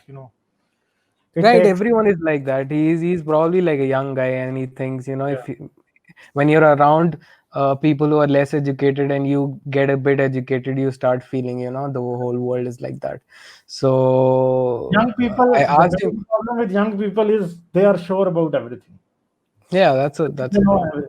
You know, when your hair start to get white, then Hmm. you start to realize, okay, I know nothing. I'm just a stupid old man. Then you start to Right, realize. right. Right, Yeah. right. And this maturity, or this bring, this level of maturity that a person grows within themselves is also hindered if they actually believe in things from the childhood without critical thinking. For example, religion. Now that guy, he was like, he's 20 years old. He's sure about what he knows so far. He wants to become a scientist, Hmm. and he's sure that Islam is the complete truth, and this is the book of eternity. And I don't know what kind of absurd arguments he was giving. For example, he said, Aisha being 9 year old, and marrying at that time, or engaging in sex at that time, was okay, because first she was okay with doing that, and secondly, a 9 year old in the 7th century is equivalent to a 20-year-old female in today's time. I don't know where he makes up those kind of arguments, but he's pretty sure about them. So the fact that he's maybe believing in something like religion from beginning without critically thinking about it also brings up this attitude that maybe if you read something even a tiny bit from somewhere, it brings us sense of surety that they know everything. And that's an issue with people. And it Yeah, yeah. happens everywhere, not just with the religion. So I asked him to come on the call. He could debate with me, or Ghalib. I said I would moderate if you want me to, because he was kind of skeptical. uh, but then he was like, I haven't come prepared, and he said he'll be coming on next Urdu stream maybe. Yeah, maybe So they can come. They can come, but yeah, that depends like how they are going to talk. Because today even he was yeah. trying. Yeah, if any point they get rude, you have all the right to kick them out. I mean, anyway, you have all the right. Just if you're making this a fair platform, all you can do is go objectively point by point, and then give every person like 2-3 minutes. Let them complete their point. I mean, not let them switch topics in one go. That's not going to lead them anywhere. Just stick to one point, let them speak, and then let them not interrupt you when you speak. That's how you're gonna win the argument. Yeah, uh if right, they because basically the kind of attitude they have is like kind of benign for me right now. This is what I feel. right, right, Let's right. see if they have the nerve to because today he did not have the nerve to go long. So if they have the nerve to go long, then I can talk to them. Otherwise, Right, but I know because the main thing is many people are really hurt by the kind of videos and the kind of discussions that we are having. hmm, So I know this because at one point in my life I was also at the receiving end of what I'm doing right right, now. So right, I know people do feel uncomfortable, people do feel pain, people do feel right. anger as well when they listen to us. Hmm, And maybe that is the first thing then when you start to change, because there are people who are learned, who have read about their religion, they know what is hmm, written and what is not written. So those hmm, people I think don't get angry, but the people who have no idea like what their religion is saying, those hmm. people definitely get angry. And this is what I've seen: the more ignorant Right, you are, the angrier you get when hmm, someone talks about your religion. So this is the right, main thing. So right, I right. think I'll move on. I think And you should move on. I'll get off now. Yeah, take care, and Ghalib. Yeah, this one okay, is three bye. hours. Okay. Okay. See you then. Okay. Bye. Bye. Okay. So someone by the name of Mikhail is here. Hello. Hi, Ghalib, can you hear me? Yeah. Yeah. I can. How are you? I'm good. So I just had a few questions and maybe a few comments. So I think I'm going to go with the comments first. Hmm. So the first thing that so I've been listening to you for maybe a few months, and I Hmm. noticed that when you're talking on StreamYard, I don't know if there's something wrong with your computer or the StreamYard, but what happens is that when two people talk on top of each other, Yeah. it Yeah. instead of cutting the voice of the guest, it actually cuts your voice. And I Yeah. think Yeah. it should be the other way around because then you can like control the conversation. Yeah. So I maybe have check the a settings. mechanism here, but the problem here is that I would have to enable it for everyone. So that I know this is kind of create. I think I should write a complaint to the StreamYard people, because I am the host and my voice is being cut off, because today even I was having a hard time moderating because my voice was cutting off. I know this. Yeah, this is happening. I know. And the other thing is, I think you already mentioned it, that sometimes you lose your cool and you get a little confrontational. I think especially with the guy maybe a few weeks ago in the Urdu stream, I think his name was Malik or something. Because I think that you have this guy. I also asked him to excuse me, but maybe by that time the tempers were running too high, so he also kind of got a different idea. Yeah, I think that you already have better arguments and your logic is better. So I don't think that you need to get confrontational. Also, I think that we need to give him credit that like he's coming here, he's speaking to us, and he's still doing his research. Even if he doesn't agree with us, he's still doing his research, and I think that's good. So one of the questions that I had is, I've heard the Petra theory, and I know that you're a fan of the theory, but one of the things that I don't understand about the theory is that if we look at the Islamic history, we'll see that from the beginning, from the life of the Prophet, now it could be all made up, but that's what the history books say, right? So we see that from the beginning, there have always been two opinions. So there have been people, maybe they're the Shia and the Sunni, or maybe the Khawarij or other people, and they've always been fighting, right? So one of them says Aisha is good, the other one says no, Aisha is bad, and Ali is good, and Ali's family is good. But when we look at the Petra theory, we don't see anyone who is in the favor of that theory, not even the Shia or the Ismailis or the Khawarij. So no one picked on it. Why do you think no one picked on it? Or why do you think that they all agreed that it was Makkah? There was. The Karamatis. I also made a video about Abu Tahir. Karamati was the guy who attacked the Kaaba, right? Because he was saying that this Kaaba is fake. Abu Tahir. Right. They have censored it pretty heavily in their books, but even then you get an idea that he was saying that this Kaaba is a fake Kaaba. That's why he did attack it, and he destroyed the Kaaba, burned everything up, took Hijr Aswad, and he put it in his toilet. And he was sitting on it, squatting on it, and doing his thing. And I think he kept it for a really long time. About 21 years he kept it. For Yeah. 21 years they were not doing any kind of hajjin there. But actually, sometimes people say that this thing was changed before. When the Qibla change happened, no one argued. The problem is Islam did not exist at that time. That was the main reason.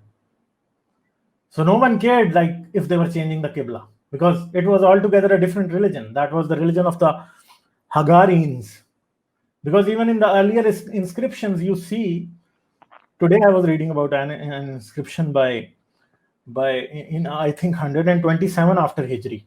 So this inscription was saying that the Muhajirin are the people who are going to heaven. So they are not saying that.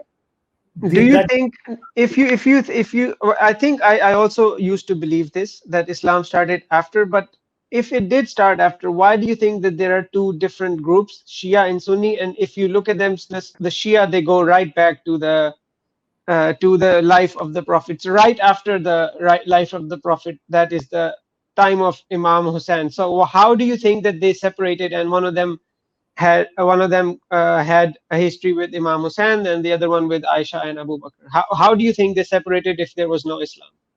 This happened really later on, maybe even 4 centuries after Islam. This is not even the mold was totally set when they started to separate from them. I think during the Abbasid period, Shiaism was not there. It started even after that, because if you see Tabaqat ibn Sa'd, you wouldn't have, the Hussein chapter is totally not there. And he's writing about the later kings as well. He's talking about Ale Umayyah, the Safyanids, the Marwanids, and even then he's talking about the Abbasids. So he's covering history it's a 10-volume book. It's really, really big. But he doesn't mention, Hussein and Karbala at all. But when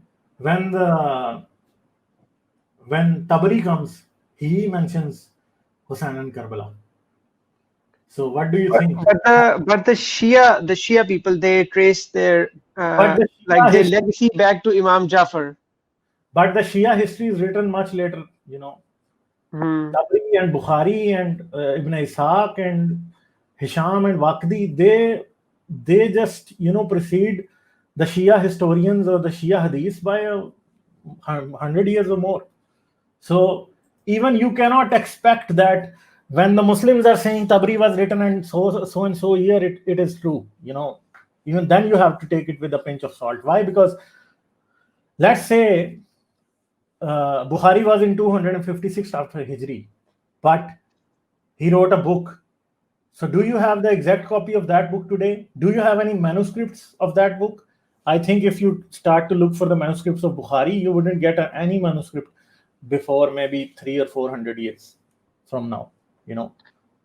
In the last few centuries, you would see the. But Ghalib, the reason that a lot of people talk about Bukhari and Muslim is because of the Ahl Hadith and the Wahhabi movement. I think if you go maybe 60, 70, maybe 100 years back, you would notice that no one is talking about Bukhari, no one is talking about Muslim. Most of the Muslims are talking about the four mazhab, which is the Maliki, the Shafi'i, the Hanbali, and these guys also wrote. But I think that these guys came before, maybe even 100 years before Bukhari, and they also have some of the same hadiths. But then when Bukhari comes, he adds so many new hadiths. Anas bin Malik, he's not that, early or like that. So Anas bin Malik dies in 93 after Hijri. So he is there. So Mota Imam Malik is compiled by one of his disciples. So that disciple dies when? That is also interesting, because when we go there, then it is, So this is, here, no, we don't have to confuse this here. So I'll show you.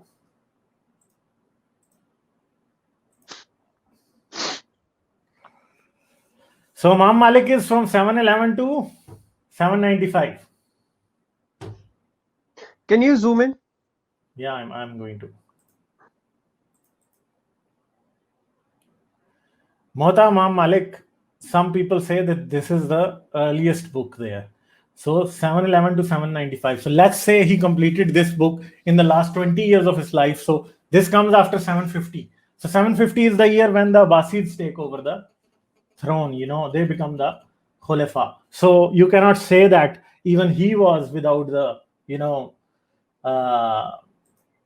was without the Abbasi corruption, because I think basically the formalized in Islam was invented by the Abbasis. I don't know if we still have that Islam which the Abbasis formalized, or even it got formalized later on. That we don't know. Quran might have existed before them. Also, Ghalib, I think that if you look at that time, the religion and the state, so the constitution and the religion were pretty much the same thing. So I think it's really possible that they actually made the religion as a constitution for their state. Yeah, because that's there. But, there are things that we still have to see, like, why do they need to create a new religion?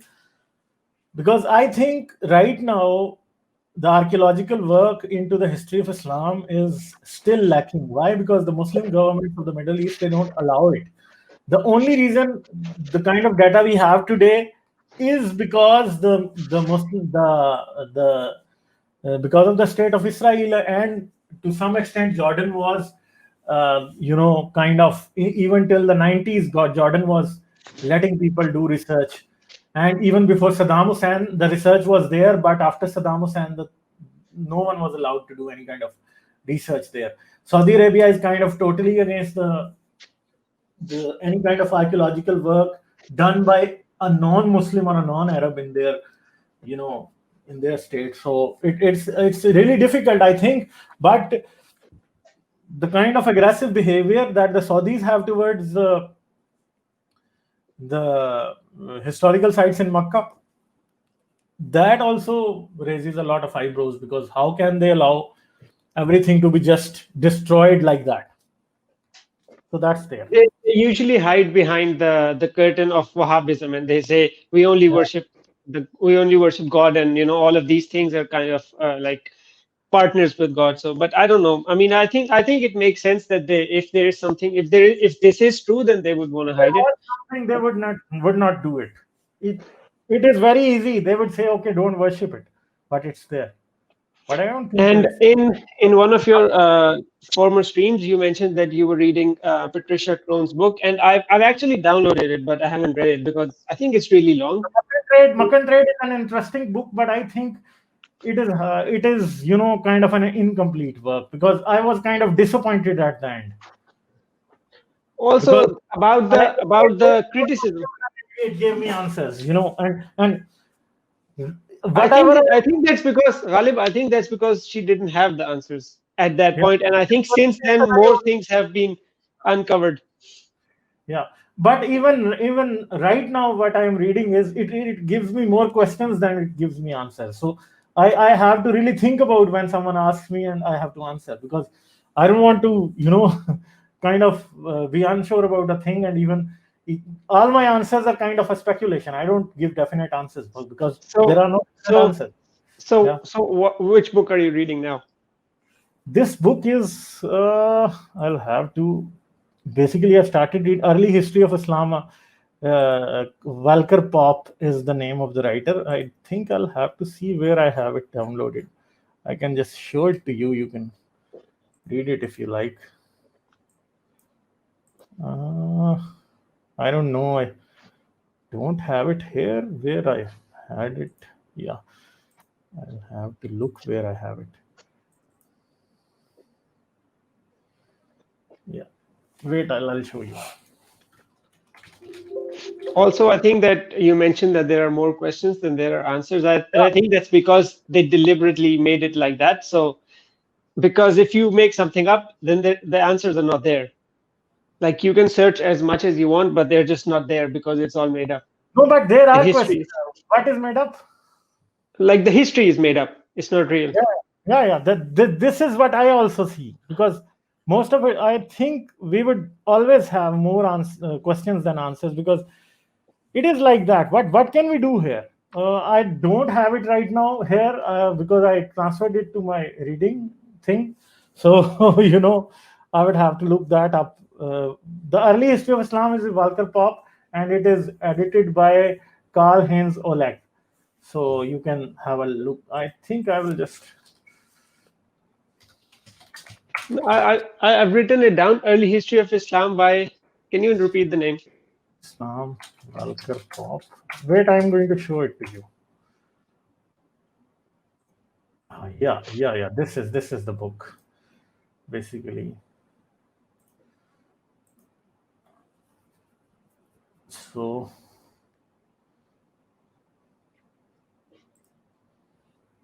wait.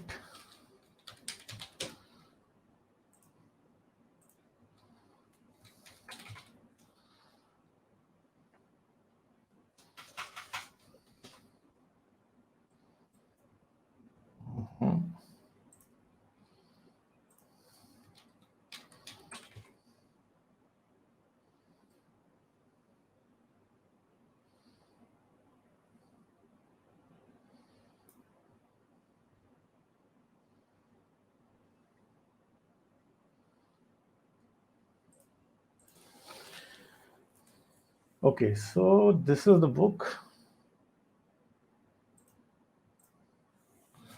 This is the book. This is the book. Okay, yeah. Edited by Carl, a critical, and the name of the author is Walker Pop, basically. He's a historian, I think. And This is the book, Early History of Islam: A Critical Reconstruction of the Contemporary Sources. It's an interesting read, but as I told you, I'm getting more questions than answers while reading this one. So I don't know, like, it's a difficult thing. Another thing that I wanted to talk about was evolution, but I think it's like so far from the. It's so long. I think maybe next time we can talk about this. We can do that next time. Yeah, it was nice talking. Thanks. Okay, thank you. Bye. So Bayakeen is here. Hello. How you doing? Can you hear I'm me? good. How are you? Good. Ghalib, nice show happening. I'm not going to take too much time. I was just, since he just mentioned evolution, did you take a look at the video Haris did with the Mufti just a few days ago? No, I did not had a chance to do that. I was kind of, I just wanted to mention something about that. It's amazing that every time I notice that the muftis or the more religious people, even though they are educated, they really don't really understand how evolution works. They know just the overall, like, oh yeah, animals evolved into different things and all that, but they really don't understand how the process happens. So even when Haris was talking to the Mufti about like evolution, the Mufti said, well, when the mother is pregnant, who tells the mother that the breast milk is supposed to start? And I was like, oh my God, this guy, like, when they say statement like that, it makes me like they have never read. They have never actually studied evolution or even studied anything about evolution. They just know that there's something called evolution and we cannot accept it because Quran says that Adam was made by clay. So just based on that, they just reject evolution. But when you ask them, what do they actually know about evolution, is so funny. They actually don't understand. Like he was saying, how did this happen? And it's just clear that they never actually investigated how the eye was developed, how the body, how the limbs changed into fins when the thing went into the ocean. All these different things about evolution, they never researched them. But they just generally straight away just say evolution is not acceptable. Hello? Yes, sir. Yeah. So human being also wants to talk to you. So actually, my main thing is, like, today I was watching a video of Muhammad Mirza. Someone sent it to me on WhatsApp. So I was looking at it, and someone asked him, okay, that science says that the universe was created 4.6 billion years ago. So that guy was asking him, the universe was created 4.6 billion years ago, and he answered, no, it was created. It came into being 15 billion years ago. But the real actual answer is it came into being about 13.7 or 13.8 billion years ago. So even Engineer Muhammad Ali Mirza did not have an answer to that. And Engineer Muhammad Ali Mirza was saying one other thing. So he was saying that they have proof that humans were present on this earth 100,000 years ago. So he said in Quran it is never mentioned that humans were on the earth 100,000 years ago. So, but in Hadith, there are places where, like even when we talk about Patra and Makkah, so there is a Hadith, a Sahih Hadith. Someone asked Prophet Muhammad, what was the first mosque built on the planet Earth? And he said it was Masjid al-Haram. So he refers to Kaaba. And he says, what was the second mosque? And he says it was Masjid al-Aqsa. So the person asked him, so what was the time interval between them? And he said 40 years. So he's saying, let's say if Adam was there on the earth 100,000 years ago, so this means Kaaba should be 100,000 years old, and Masjid al-Aqsa, which was even constructed about 100 years after the death of Prophet Muhammad, he's saying that mosque was constructed only 40 years after Kaaba. So, their things don't add up. But they always have kind of excuses like that. So even in Muhammad Ali Mirza at such points will just kind of become a benign child who doesn't know anything and will try to safeguard this thing in a way. He knows these things. I know definitely because I've heard this hadith from his mouth as well.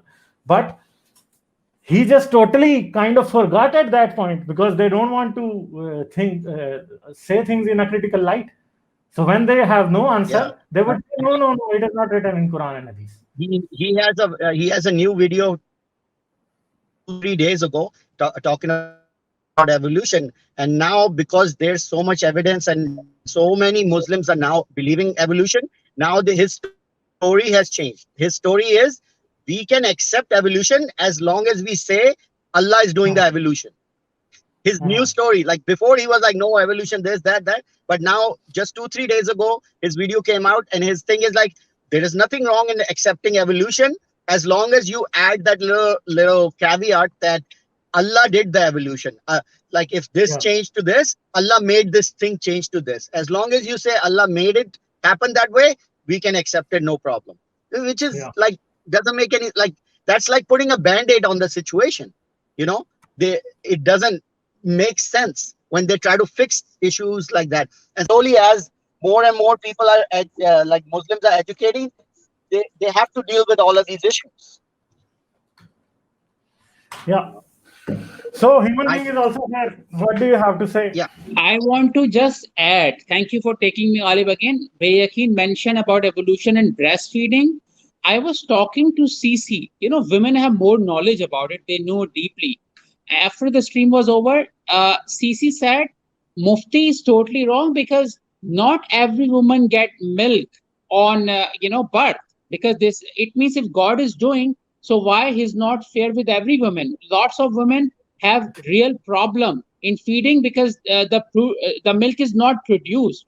So it is totally wrong that God is doing. So how would you respond to that? Like on this argument, fail argument from Mufti. Came to my mind as well. The point was in Mufti was saying that when was, because I think the way the Muslims, the way some of the people think evolution happened, one day we had a fish and the next day you had like an animal, and then one day you had a monkey and the morning that the monkey woke up, it was a human. I mean, they don't understand the transition between one species to another. It's very like it needs a lot of studies to understand how genetic mutation and natural selection affects the genes and how the genes is distributed, all that stuff. But instead, what they think is one day one animal was one thing, the next day the same animal was something else. Yeah. Because it takes a lot of human effort to understand what evolution is. Right. And it is it's not very difficult now. Now there is actually no excuse. Now all you have to do is on Google write down how does evolution work, and it'll explain the whole detail. But for whatever reason, they don't want to just go and do a little bit of research. It doesn't even take a lot of research. You just go on Google, go on YouTube, and just search some of the information of how animal species diversified, and you'll get the answer. I can bet one thing. I can bet you one thing, that any Mufti or even Mufti Masood, Tariq Jamil, or the Mufti who came to Ghalib, not every Mufti and most of Muslims have not completed even one single book about evolution. That's what I can bet. Yeah. See, I think the problem is they have a problem when they accept evolution. The problem with that is Quran, like there's a lot of loose ayahs, right? Which is like, oh, this could mean this could mean that, this could mean, so it's easy to dismiss a lot of different things. But when it comes to evolution, it is very clear that God says he made Adam with his two hands, from clay, and then this ayah is mentioned many places, dark clay, soft clay, all these different things. So it's very hard to dismiss that part that yes, according to the Quran, humans were created just like on a spot and sent down to earth. They cannot reconcile the fact that, okay, if you actually accept evolution, you'll have to accept common descent. You have to accept that, yeah, this is how hominids and all that evolved. But if they accept that, then it puts the story of Adam into a problem. And that Mufti... Khaja is asking Ghalib Bhai and Bayaqeen, how does evolution have the ability to cause change in living things if it does not have intelligence? Basically, evolution's method is trial and error. So it creates basically when the parents procreate, the genes intermingle, there is a slight mutation. That mutation is basically checked by natural selection. If that mutation is beneficial, then the offspring that has that mutation will have greater chance to have sexual reproduction and transfer that mutated genes to more, offspring. So that way this change converts into a visible change or a beneficial change into a certain species. So over time, when this thing keeps repeating, if a mutation is, harmful for the living being, that being does not survive. It cannot transmit its genes to sexual reproduction. So that's why that harmful mutation is not converted into, the main outlook of the species. But the beneficial conversions, changes, they keep adding up, and they can modify the species into a new kind of species, or into a beneficial or a more fit species according to the environment that is selecting that species. And in the end, the species just changes. But any harmful ones, they don't add up. They just the organisms just die, and that's why that change. And even if the environment changes drastically, and one organism has gone towards a certain type that was he was more accustomed to a certain environment, but drastically the environment changes, that organism can just go extinct because he's no longer fit in the new environment. So this is how natural selection works. But It is not Ghalib, if a lot of people just think it's a natural selection, but actually evolution depends on 4 different categories. It's Yeah. like natural selection, environmental pressure, genetic drift, mutation. There's many different factors that come into play for speciation, like between one species to another. But the problem is the time scale is very hard to comprehend because we are humans. We only live for like 80, 70, 80 years. We cannot understand, we cannot comprehend how hundreds and thousands of years go by when each of these little mutations spread in the population and how it developed. It's hard for us to understand. That's why it's easy to dismiss. All we think about is like one day the animal was walking on 4 and the next day he woke up and he started walking on 2 feet.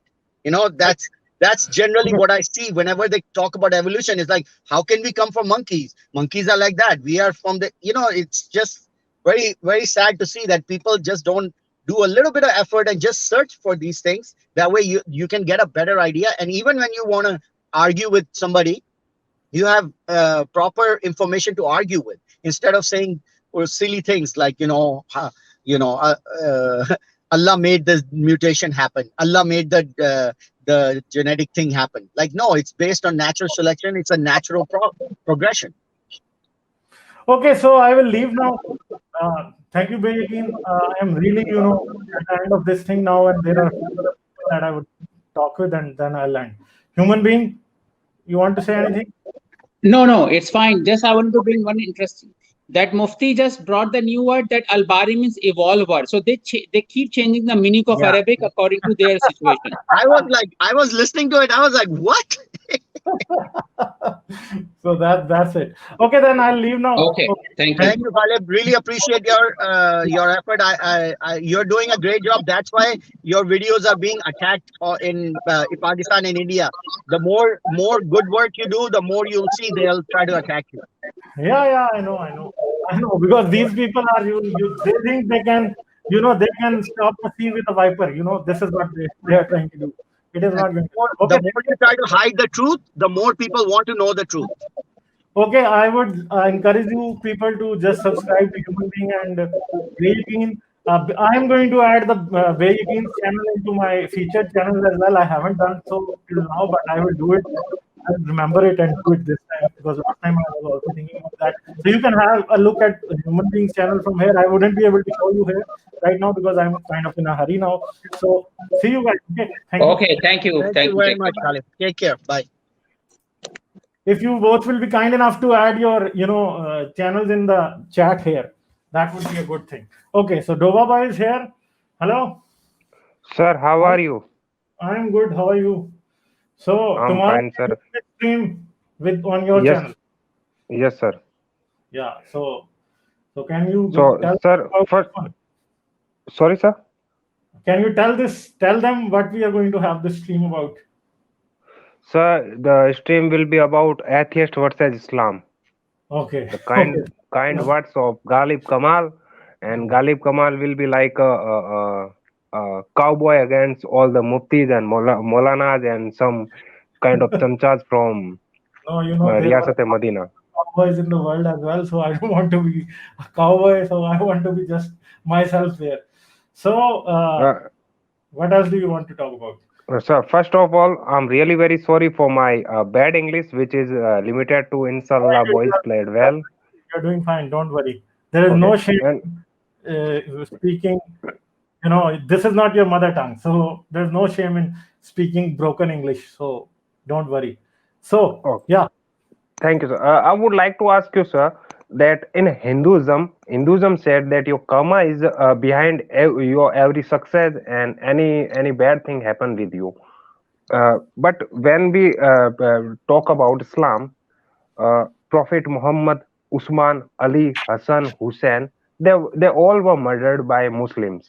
Okay, so do Islam believe in karma kind of thing, or if yes, then what sins were done by Hassan, Hussein, Ali, or Prophet Muhammad that led them to their murders? And if Islam do not believe in karma kind of things, then they all were the holy personalities from Islam. So why they were murdered? Basically, Islam does not believe in karma. Islam believes that, okay, these people had to die and this was their taqdeer to be a shaheed and all of that, you know. This is like that. So they do not believe in karma. So they believe that this was their taqdeer, this was their fate. They had to become martyrs. That's why this happened like this. But we know that why this happened like this, because the people who have killed enough people, one day someone else will take their revenge and kill them as well. So if because Prophet Muhammad killed a lot of people, so that's why even according to Islamic history, his grandson Hassan and Hussein were killed by the Al Umayyah, and Ali has also killed a lot of people. That's why he was killed like that. Umar had killed a lot of people. That's why he was killed. So basically, every action has an equal and opposite reaction. The reaction can be delayed, but when you do things like that, this will be the outcome. So this is what happened. Okay. Which means Islam is failed to give a good excuse about their murders. When in Hinduism, when we studied the life of Lord Ram or Krishna, anything bad happened with them. Hinduism says that in their previous life they did any kind of wrong things or any sins which karma is something wrong as well. Why? Because it makes you believe in taking fall for the crimes that you did not do. So, but at least the karma, it's a good excuse for the all kind of religious persons. But it has other problems. It has other problems. This has other problems. It is also not good. Sir, actually, I want to ask it that Hinduism or Buddhism gives on the definition of karma or kind of thing these things. They says that because you did something wrong, that's why wrong happened with you. But Prophet Muhammad, Ali, Hassan, they all are holy personalities.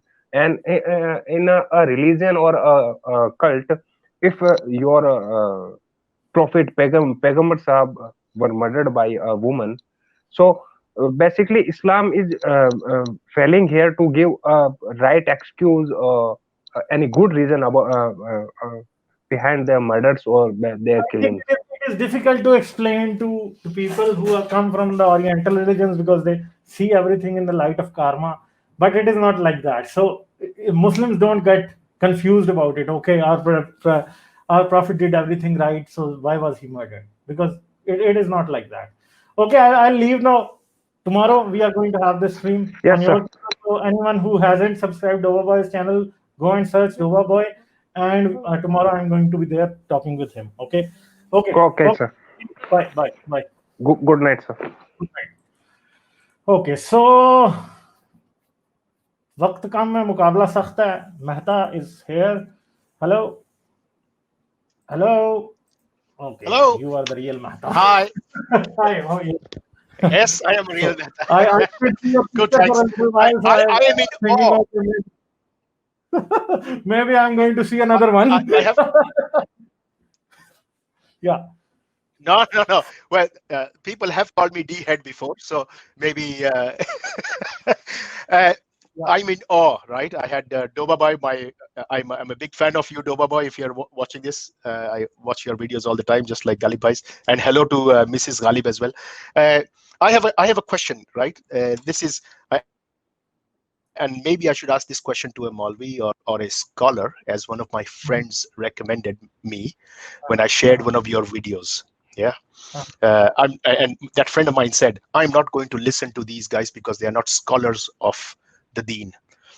So I just went back and said, look, if you need to be a scholar, to do something as basic as you think religion is, then that is not a religion. You don't have to be a scholar. It has to come naturally. Yeah. Anyway, the question I have is, there is a lot of mention in many scriptures what hand to use to wipe your arse. Yeah, many places there is many scriptures that they teach you what hand to use, what leg to put forward first when you're entering a temple or a mosque, or which yeah, all of these things are being said.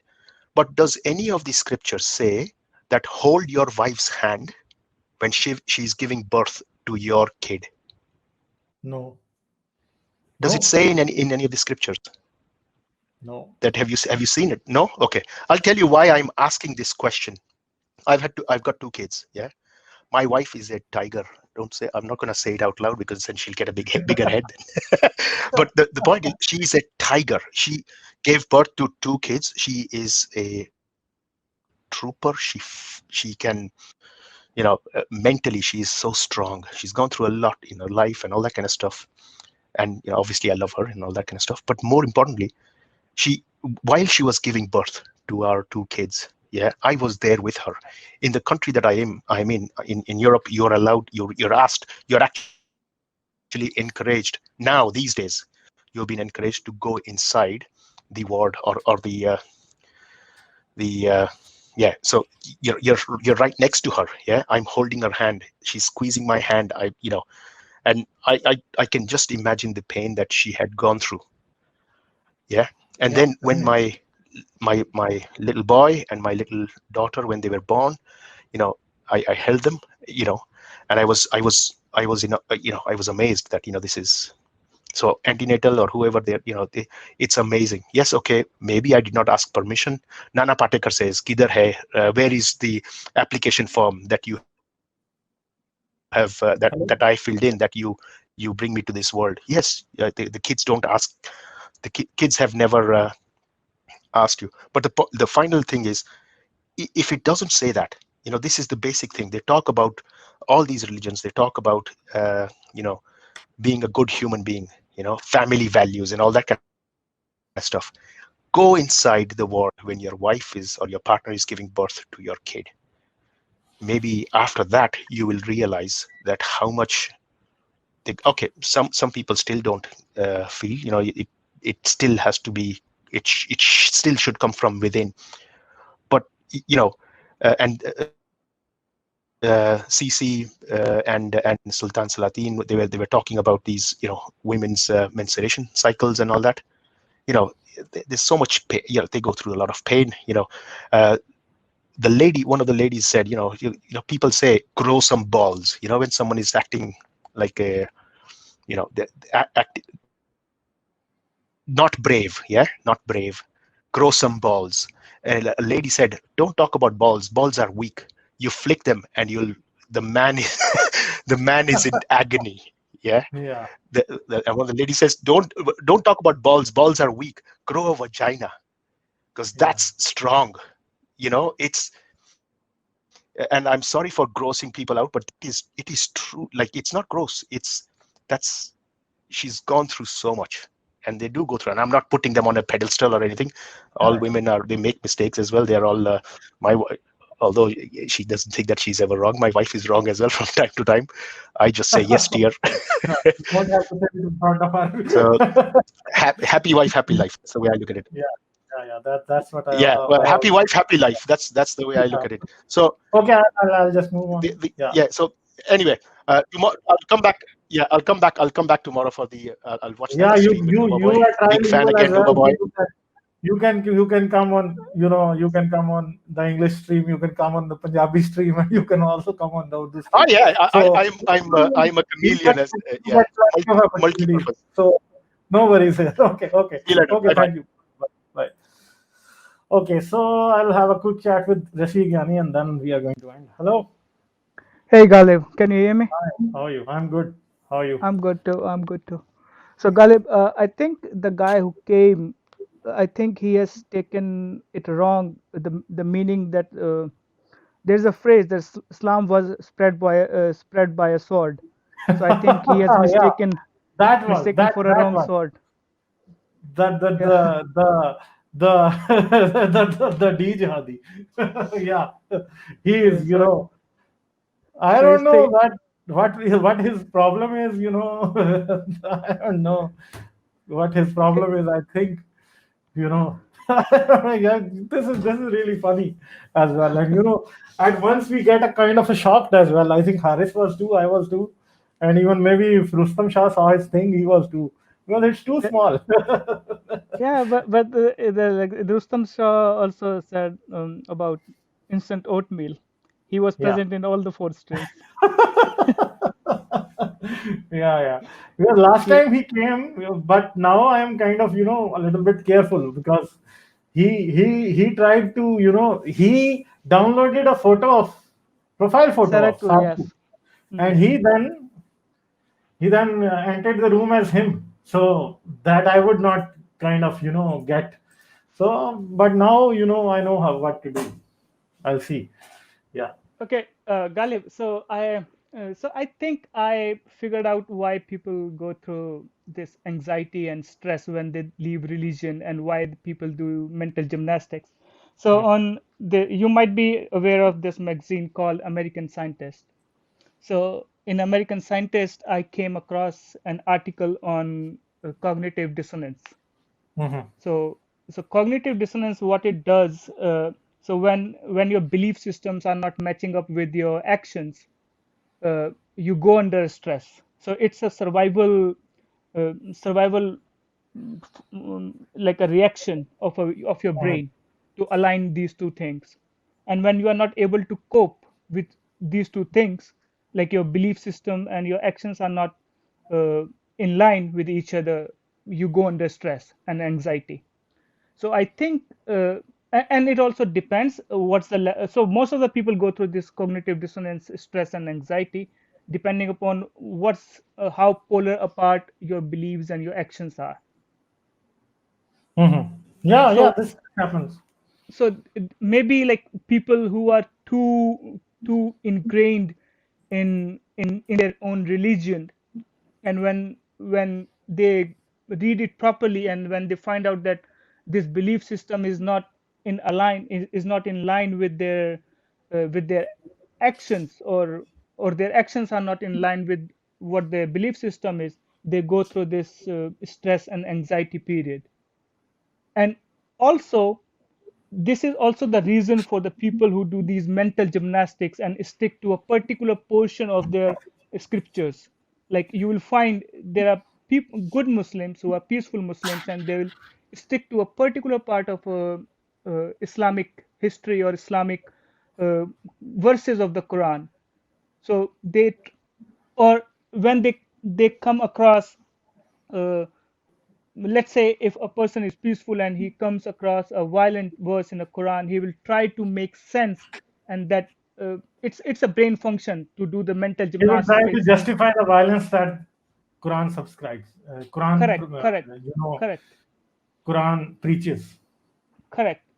So I think this, if the people try to understand how psychology works, if there will be a time, obviously we don't understand how our brain works at this particular moment, but the more we'll study how our brain works, more we will uncover it more, then we will realize that why these people are behaving in a particular manner, and maybe they will also understand when it will be a common knowledge why I might be behaving in a particular way. So Yeah, I think that would be a good to know. yeah. Yep. So So I think I'm yep. going to end now. Yeah, Yep, that's it. That's it. yeah. And one more point.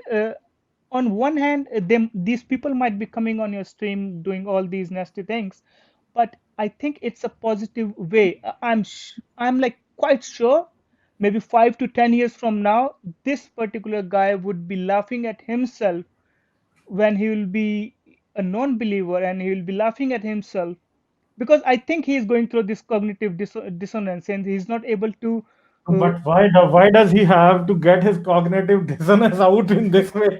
That's the main so problem here. maybe that's his way. Maybe that's You his cup know, of tea. we got two people who we call clowns or namunas in Urdu.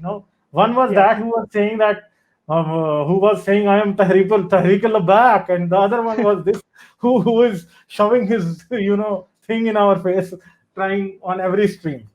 So No, the I sec. think these people are truly frustrated. I think this Yes, guy. they are frustrated. I know they are frustrated Yeah, because in their brain they are not able to justify it. Their brain is struggling to give yeah, rebuttal or do the mental gymnastic, make sense of what you are saying and what they believe.